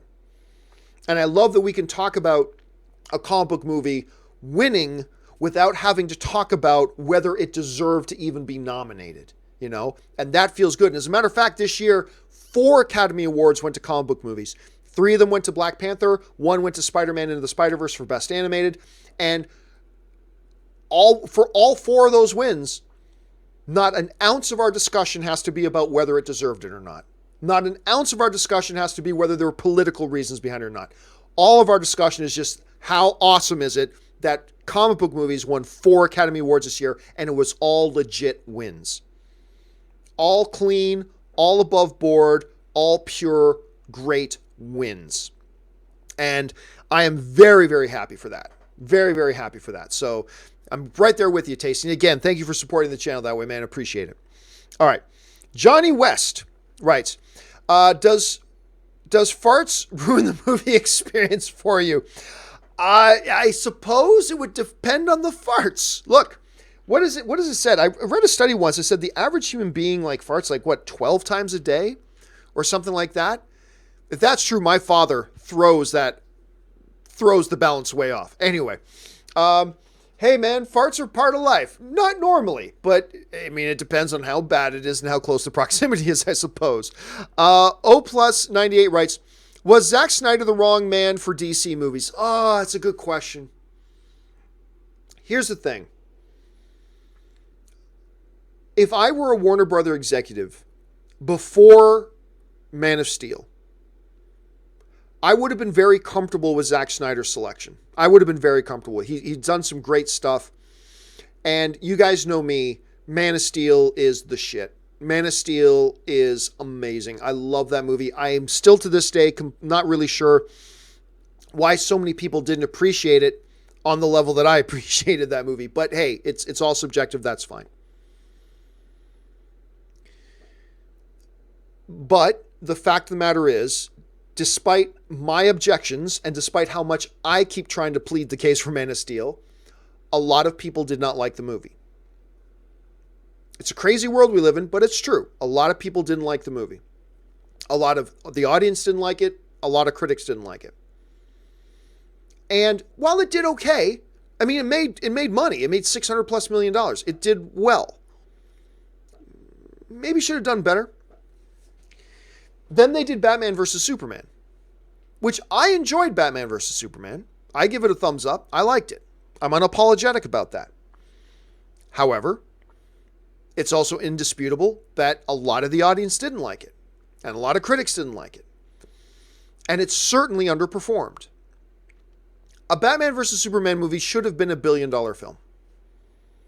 Now, it didn't do bad. It made $800+ million. So, I mean, hey, you know what? It made $800+ million. That's a hit. In anybody's books, $800+ million is a hit. But there's a lot of the audience that didn't like it. And a lot of the critics didn't like it. And that has an impact, and that hurts. I believe at that point, they should have replaced Zack Snyder at that point. And it's now well known throughout Hollywood that the only they were going to remove him, and the only reason they kept him on was for the worst reason in the world. Because we're supposed to start shooting in a couple of weeks, and it's too late to replace him. That's the wrong reason, man. That is the wrong reason to keep somebody on. They should have let him go, delayed the movie, let Zack go off and start making some new movies on his own, which he's now doing, and I can't wait to see what he does next. But they should have pulled the plug at that point. And they didn't, and then a lot of drama ensued. But yes, I think, look, that's all hindsight. Do I think he was the right guy to bring on at the time? I do. I do think he was the right guy to take a chance on. I do. I really do. And thank God, because then we got Man of Steel out of it. Edgar Navarro writes, are you a fan of movies releasing just to add extra unseen footage, such as A Star is Born Encore? Either way, I'm going because it's a great movie. Somebody asked me that the other day, Edgar. My thought is this. I like the idea of re-releasing a film into theaters that we can go and watch on the big screen the way we're supposed to watch movies again. That's great. And I loved A Star is Born. It was my number 5 favorite film of the year. I loved A Star is Born. Am I going to go back and buy a ticket to go watch it again just for 12 extra minutes of a drama? Probably not. Probably not. 12 minutes that won't fundamentally change the movie, by the way. Probably not. Again, there are 2 different questions. Am I okay with them doing it? And is it something I would buy a ticket to go see? Those are 2 different questions. I'm totally okay with them doing it, and I can see the value for some people wanting to go and experience on the big screen again. And if you got 12 extra minutes of footage, that's just a bonus. Me personally, I'm not going to go buy a ticket to go watch again. I'm not going to use up one of my A-list slots to go and watch it again. Not for 12 extra minutes, not for a drama. If it was some kind of big Rambo movie or some comic book movie or some big sci-fi movie where it's 12 minutes of action, or if it's like X-Men Days of Future Past, the Rogue cut, that kind of fundamentally changes the movie actually in a way, then maybe, but for me as an individual film fan, not worth it for me to go, but I totally get where they're doing it and I have no problem with it. All right. Paul Sanchez writes, Blu-ray versus digital 1. Can't resell a digital movie. That's true. 2. Digital and Blu-ray priced approximately same. Not always. I'll continue to buy Blu-rays that include DVD and digital copy. Hey, look, there are certainly arguments to be made for Blu-ray. However, the facts are nobody buys them anymore. You know, Robert Meyer Burnett, who loves Blu-rays more than anybody, he pointed out himself the other day. Blu-ray disc sales are dropping 14% year over year. That's unsustainable. Blu-ray player sales have dropped so much, Samsung's getting out of the game. That's unsustainable because now other companies are going to... Oppo already dropped out over a year ago. Now Samsung's dropped out. It's only a matter of time. LG's going to drop out at some point. Sony's going to drop at some point. And the reason is because the benefits of digital far outweigh the benefits of Blu-ray. If it wasn't true, then people would still be buying Blu-rays, but they aren't. That's just the facts.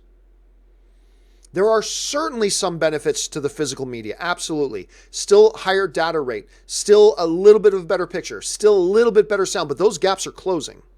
As streaming technology gets better, those gaps are closing. The convenience of it, the fact that, hey, guess what? When I own Batman vs. Superman, which I do, I own Batman vs. Superman in Google Play. If I can watch, if I'm on a plane, I can open up my phone and start watching that movie. If I'm on a bus, I can open up my phone and watch that movie. If I'm at my parents' place up in Canada, I can crack open my laptop and I can watch that movie. I can't watch it because I don't have my disc with me. Oh, well,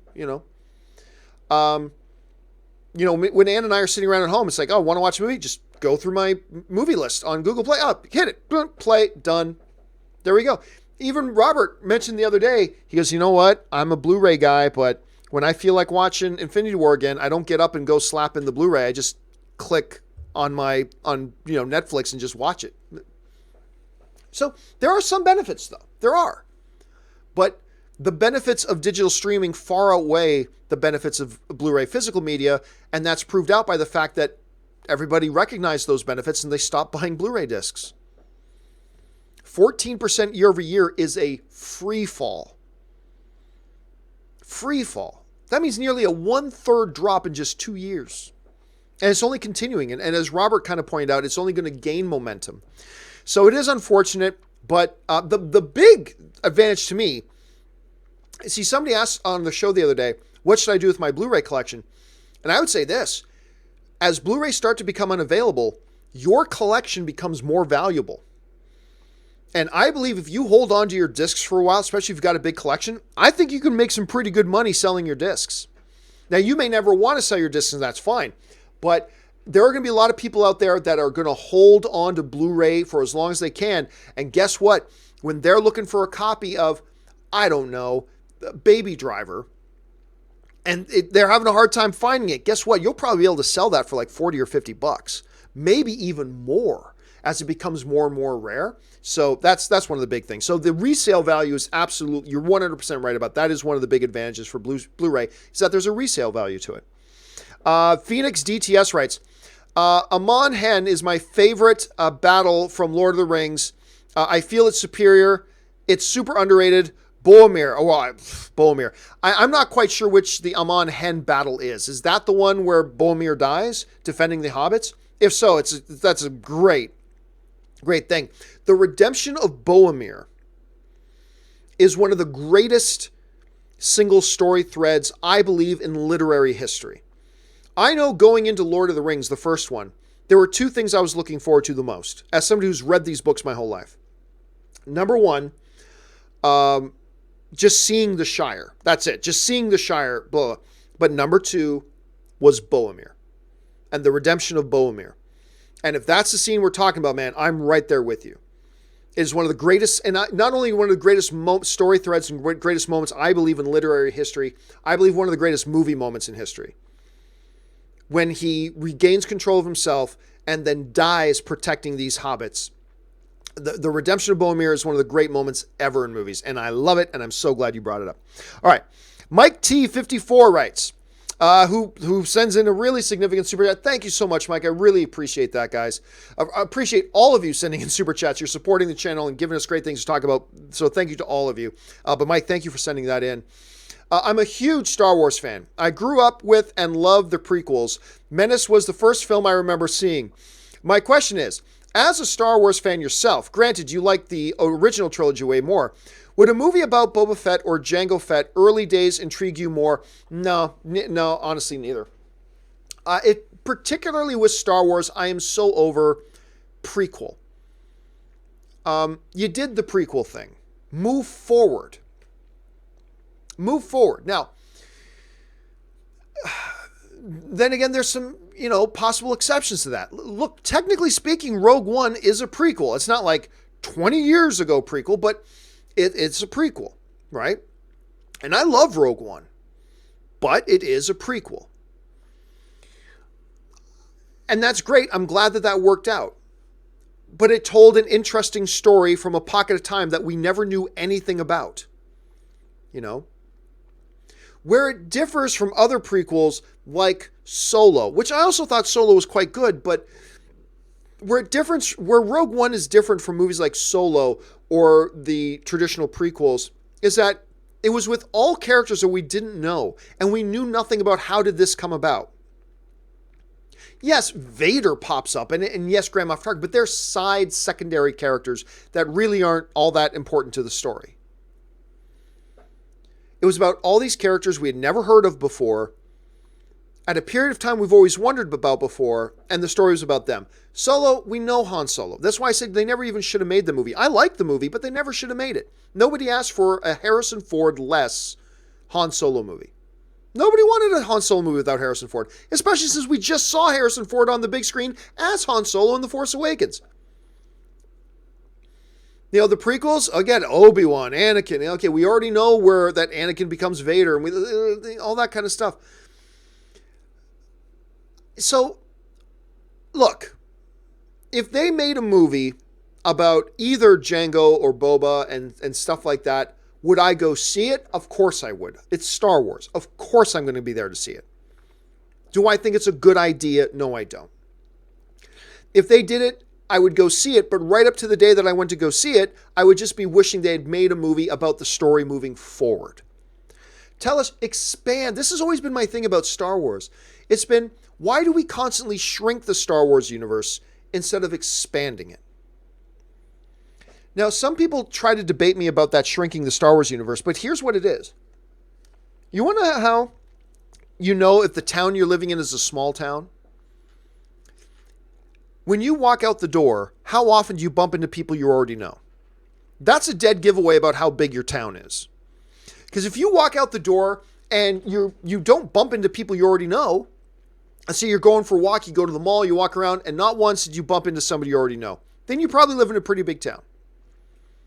If you walk out and the moment you step out the door, oh, there's my grade 2 teacher. How you doing, Mrs. Monarch?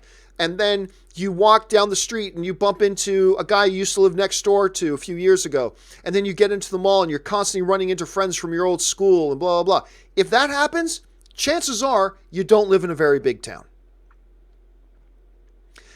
And what has happened with Star Wars is that every time we open the door, it seems lately, and step into the Star Wars universe, we're bumping into people we already know. Oh, here's Anakin Skywalker. There's Yoda. Oh, there's Obi-Wan Kenobi. There's Han Solo. There's Princess Leia. There's blah, blah. And every time we try to open the door into Star Wars storytelling, they're constantly having us bump into people we already know. They have shrunk the Star Wars universe and shrunk it and shrunk it and shrunk it and shrunk it instead of expanding it. Rogue One, while a prequel, at least expanded it in the sense that it was all built around characters we've never heard of and never knew, and telling a story we've never had any details on. At least in that way, Rogue One kind of expanded the universe a little bit, even though it was a bit of a prequel.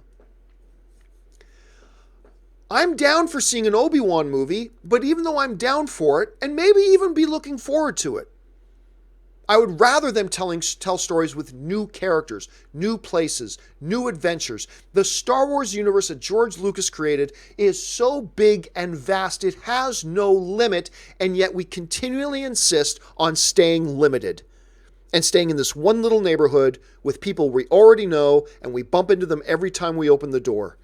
It's a small town. Star Wars has been made into a very small town when it should be a sprawling metropolis. So on that level, when you ask me about Boba Fett, Jango Fett, stuff like that, I'd be, hey, it's Star Wars. Clearly, I'll be there to watch it.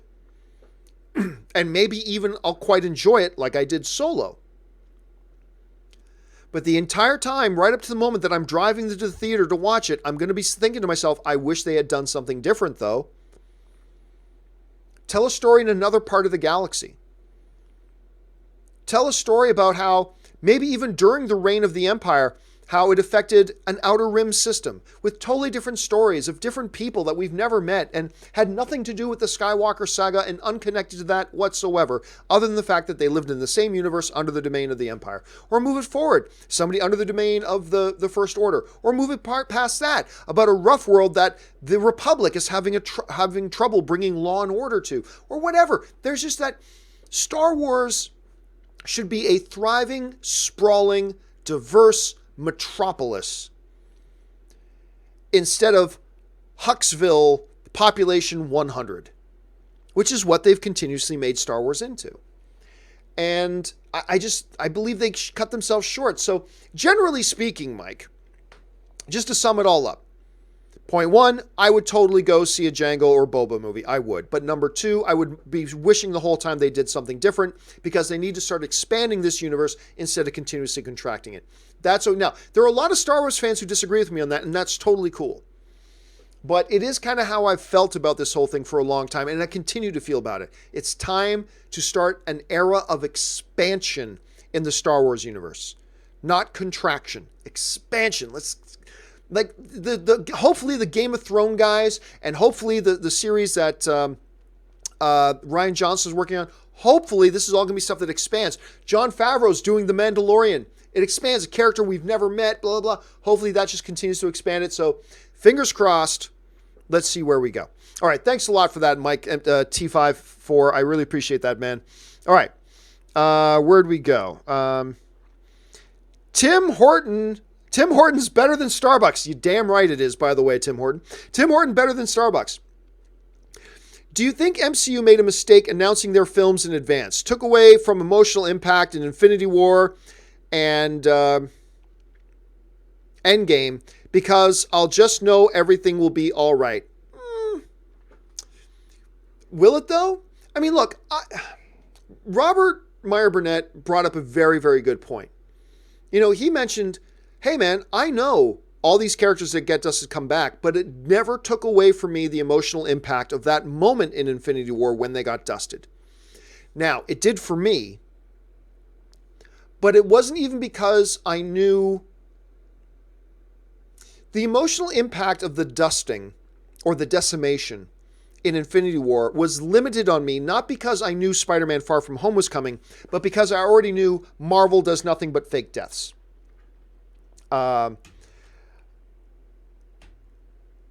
It's nothing but fake deaths. So even if I didn't know Spider-Man Homecoming was, or Spider-Man Far From Home was coming, I still would have watched and thought, okay, well, he'll be coming back, and he'll be coming back, and he'll be coming back, because that's what Marvel does.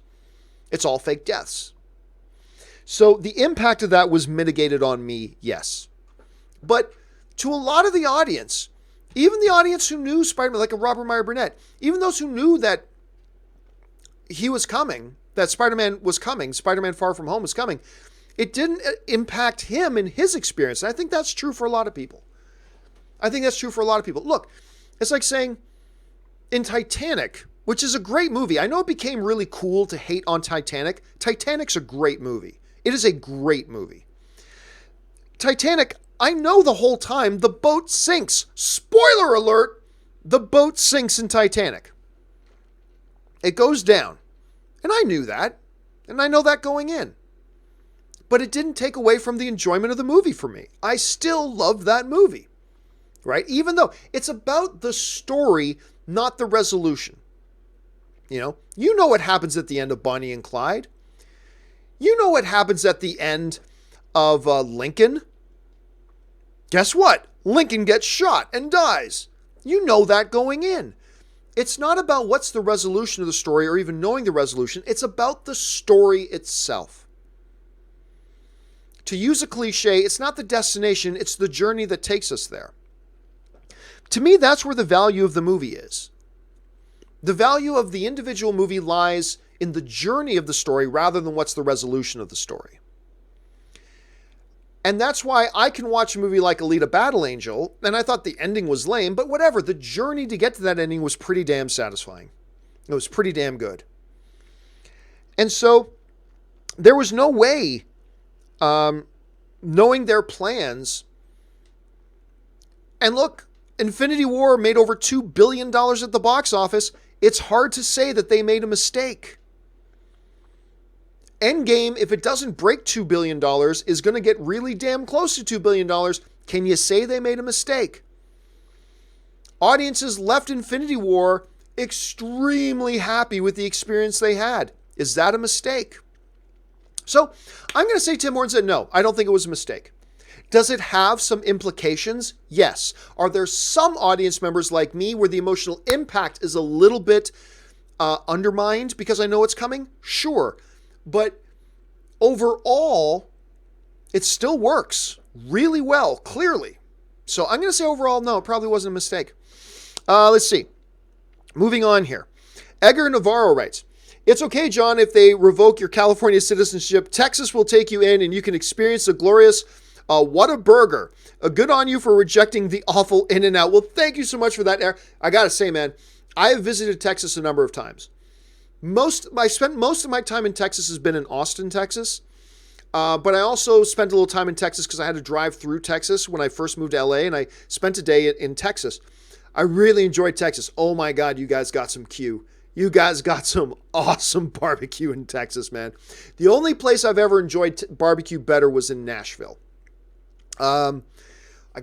Kansas. Kansas had some pretty legit barbecue too, man. Kansas, hey, look, we have some good barbecue in Canada. We do. But I've never had any barbecue in Canada that came close to Texas, Kansas, or Nashville.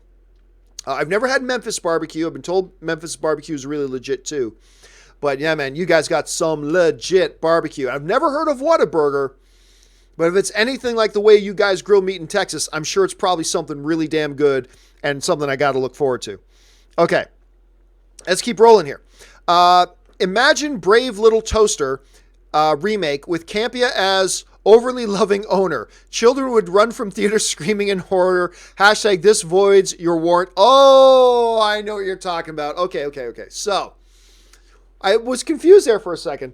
What KW is referring to is on the John Campea show the other day, we were talking about how, technically speaking, you're still not legally allowed to make a digital backup copy of your Blu-rays and DVDs. Now, I don't buy Blu-rays or DVDs, so it's not an issue for me. But to me, that is ridiculous. I bought that disc. I own that disc. It doesn't give me the right to pirate it. It doesn't give me a right to make duplicates of it for people. But if I want to make sure I can enjoy this disc at home for myself, then you're damn right I'm going to do that. And I think that law is ridiculous and stupid and outdated. And to make an illustration, I said on the John Campea show, I said, look, if I go and buy a toaster, that toaster's mine. And I can do with that toaster as I please. And I said, if I want to plug in that toaster and stick my dick in the toaster just to get a buzz, that's my business. Not the smartest thing in the world for me to do, but if I want to do it, that's my business. So that is what KW is referring to. Hashtag this voids your warranty. Very true, KW, very true. Okay. By the way, guys, we are now over 3 hours that this broadcast has been going on.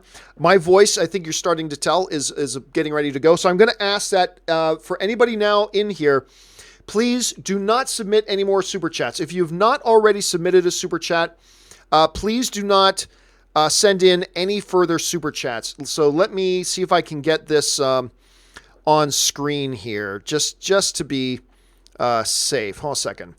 I'm going to add a little graphic to this. What is it called? It's called No Super Chats is the name of the graphic. And I got to grab it. And I'm going to add it right here. And I'm going to shrink it up. No, I'm going to scale it up and move it over here. And there we go. Okay, so I'm going to ask you guys, please, no more super chats. If you haven't sent in a super chat already, please do not at this point, because I'm going to try to finish off just the ones we have and get through these ones so we can finish up today's show. All right, let's keep moving here. Next one comes to us from CMJ World, who writes, do you think that Whedon will return to the MCU soon? I do.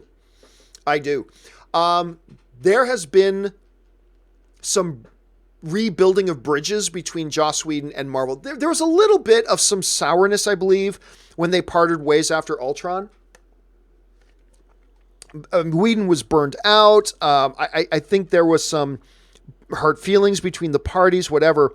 But then, not long ago, I started noticing that Joss Whedon was coming to the MCU premieres again. And then we saw in the special feature on Infinity War, they had the MCU Directors Roundtable, and they had Joss Whedon on it. And Joss Whedon was there. I believe we are going to see Joss Whedon direct another MCU film. And I believe him leaving the Batgirl movie was one of the reasons why he left the Batgirl movie. I do believe we're going to see Joss Whedon direct. I wouldn't be shocked if we see Joss Whedon direct Guardians of the Galaxy 3. I wouldn't be shocked at all. Because him and James Gunn kind of have a similar humor. And I've got no insider information. I'm not saying anybody's told me this. But yes, I really do believe we're going to see Joss Whedon back sooner rather than later. I think by the end of 2020, we will have an announcement about Joss Whedon directing another MCU film. Stubble McShave writes, what did Stubble McShave write? Both Infinity War and Black Panther are sequels of the MCU, but Black Panther is more of a standalone movie, and I think that matters to the Academy. I don't think it does. Honestly, I know a couple of Academy members, and that was, in conversations with me, it's never been brought up. I remember the Academy is 7,000 voting members that don't get together and decide what they think. They're all different members from different walks of life and in different professions and all that kind of stuff. So I really don't think that is an issue to them at all. I really don't. If it was, why did Lord of the Rings Return of the King win 11 Oscars, including Best Picture? It was a sequel. It was a third part of a franchise. Why did Godfather 2 win Best Picture? Why did Godfather 3 get nominated for Best Picture? You know what I'm saying? So I really don't think the sequel issue or anything like that is much of an issue to the Academy. I can see why you'd think that and why you might bring that up. Stubble, totally get it. But really, when you look at the history of the Academy, that doesn't seem to be an issue to them at all. So there is that. All right. Cinematoon writes, why did you delete your Twitter? Oh my God, I went over this 1,000 times. If you noticed, 2 weeks before, I started changing my sign-off on my show, because I used to always sign off my show, and make sure you follow me on Twitter at John Campea. What happened was Ashley convinced me that the best social media platform to use is Instagram. And so I was getting ready to move and start using Instagram as my exclusive social media thing. I still keep my Facebook for my Patreon page and for my mom and my family and my friends. I still do that on Facebook, but for my main social media interaction stuff, I decided to move it over to Instagram. So for a couple of weeks, about a week and a half early, I started saying in my sign off, guys, you can follow me on Instagram and Twitter at John Campea. And then I made the switch and I switched it over. So honestly, I was never going to use two primarily. I was always just going to use the one. I made the switch and there's the switch. Ish Rath Mod writes, what was the first video game you ever played? I'd say Pac-Man. Honestly, I remember being a kid and my little friend got an Atari, and I believe Pac-Man was the first video game I ever played. So I believe, just as a little kid, that was the first video game I ever played, was probably Pac-Man. Eric DeRigi writes, I own over 2,000 VHS, DVD, Blu-rays, never gave them up. And by the way, no one is ever saying you need to give them up. Just because somebody stops making them doesn't mean you need to give it up. Guess what? I've got a hot toy of the All-Father Odin. They don't make it anymore. That doesn't mean I have to give it up. That doesn't mean I don't own it still. I still have them. No, you don't have to give up your discs. You still have your discs. You still have your player. They're there for, it's just that at some point, you're not going to be able to add to that collection anymore. At some point, you're just not going to be out there. That doesn't mean you need to give them up there. No one's suggesting you need to give them up, Eric. Not at all. I wouldn't give them up either. All right. Final two questions of the day. Michael Bradley writes, hello, John. Hello, Michael. I know it probably won't happen, but how crazy would it be if the Suicide Squad's big bad is Bizarro? Well, if you know it won't happen, I don't even know why we're talking about it. No, it would be ridiculous. It would be ridiculous because there's nothing anybody in the Suicide Squad could do about Bizarro, right? There's nothing anybody in the Suicide Squad could do about Bizarro. Now, it all depends on, we don't even know what the makeup of the new Suicide Squad is. All we know is that James Gunn is going to be changing it up a bunch, right? But I mean, let's look at the current incarnation of Suicide Squad. Deadshot, a dude who's got really good aim. What's that going to do to Bizarro? Harley Quinn, a girl who carries a baseball bat. What's that going to do to Harley Quinn? Captain Boomerang, he's really good at throwing a boomerang. What's that going to do against Bizarro? So on and so forth. So I think for that reason alone, it makes it a completely unfunctional idea. It's just from a movie making point of view, it's just a non-functional idea. Now, again, though, it brings up the question, well, that was that incarnation of Suicide Squad. What will James Gunn's incarnation of Suicide Squad looks like? That's really the big question. And that is a question that would have to be answered before anything else. We'd have to know that first before we can really address that. All right. Final question of the day comes to us from Kevin Campbell, who writes, how would you introduce the MCU Fantastic Four? A lot of debate on whether or not the quantum realm should be involved. Maybe they get stuck in the quantum realm after an adventure set in the 60s. Honestly, Kevin, I have no idea. Fantastic. Again, we addressed this a little bit earlier. Fantastic Four is a much, much, much easier thing to do, right? Because the Fantastic Four's origin, you can say, happens anytime in any way. You can say, because remember, Fantastic Four is just 4 regular human beings who get hit with something, whether it's out in the cosmos or whether you want to say it happens down here on Earth, doesn't matter. That something happens to them and it changes them and they become these superpowered beings. That is so easy. You could just do that in the MCU like that. No problems, no muss, no fuss. Super easy. The X-Men one is the bigger question. And that's the bigger question that's been coming up. Now, asking me how I would do it, simple. My answer is don't bring the X-Men into the MCU. That's my solution. My solution is have them in a completely separate movie universe. Not everything has to be involved in one big giant shared movie universe. It's getting overcrowded, and now there's nothing special about superheroes anymore, because in every superhero movie, there's 5,000 other superheroes at every 7-Eleven. There's nothing unique or special about superheroes anymore, because they all live in the big shared cinematic universe where there's 1,000 other superpowered heroes, and there's nothing special about them anymore. Like when Sam Raimi's Spider-Man came out, Spider-Man was unique in the world. There was nobody else like him. When Christopher Reeve's Superman was out, and Man of Steel, when Man of Steel came out, there was nothing like Kal-El in the world. He was unique in the world. When The Dark Knight came out, there were no superpowered beings, and the Batman was a unique thing in the world. There was nothing else like the Batman in Christopher Nolan Batman movies. That's not true anymore. Now between the television shows, the things, it's all one big universe, blah, blah. Oh, you've got the power to melt metal with your eyes. Cool. I've seen 1,000 people who can do that, but yeah, okay, cool. Anyway, my solution has always been, and I know it's not what they're going to do, so let's just be clear. I know that Marvel is not going to keep X-Men in a separate universe, but I absolutely believe that's the right thing to do, but they won't do it. They will bring them into the MCU, but that's how I would handle it. Not a very popular opinion, I know. A lot of people are very excited about seeing the X-Men in the MCU. I think it's just making it a jarbled mess. I think it's already overcrowded, but whatever. But if you're asking me what I would do, Kevin, I would keep them separate. The Fantastic Four is super easy. A million ways you can do it. It's super straightforward. No problems. The X-Men present more of an issue. I would solve it by keeping them in a separate universe, but that's just me. And I know I'm in the minority there. All right, guys. As my voice gets ready to give out, that will do it for today's installment of Open Mic. Thank you guys so much for being here and joining me here today and supporting the channel with great questions and supporting the channel by using the super chats. Thank you so much, guys. You're the reason this channel can even exist. I am now going to go get ready I got a bunch of people coming over tonight to watch the UFC fights. I believe the prelims start in about an hour. I'm very excited for the fights tonight. It's a great card. Hopefully some of you guys are going to be watching the card as well. Don't forget, we're going to have Open Mic again tomorrow, so keep your eyes open for that.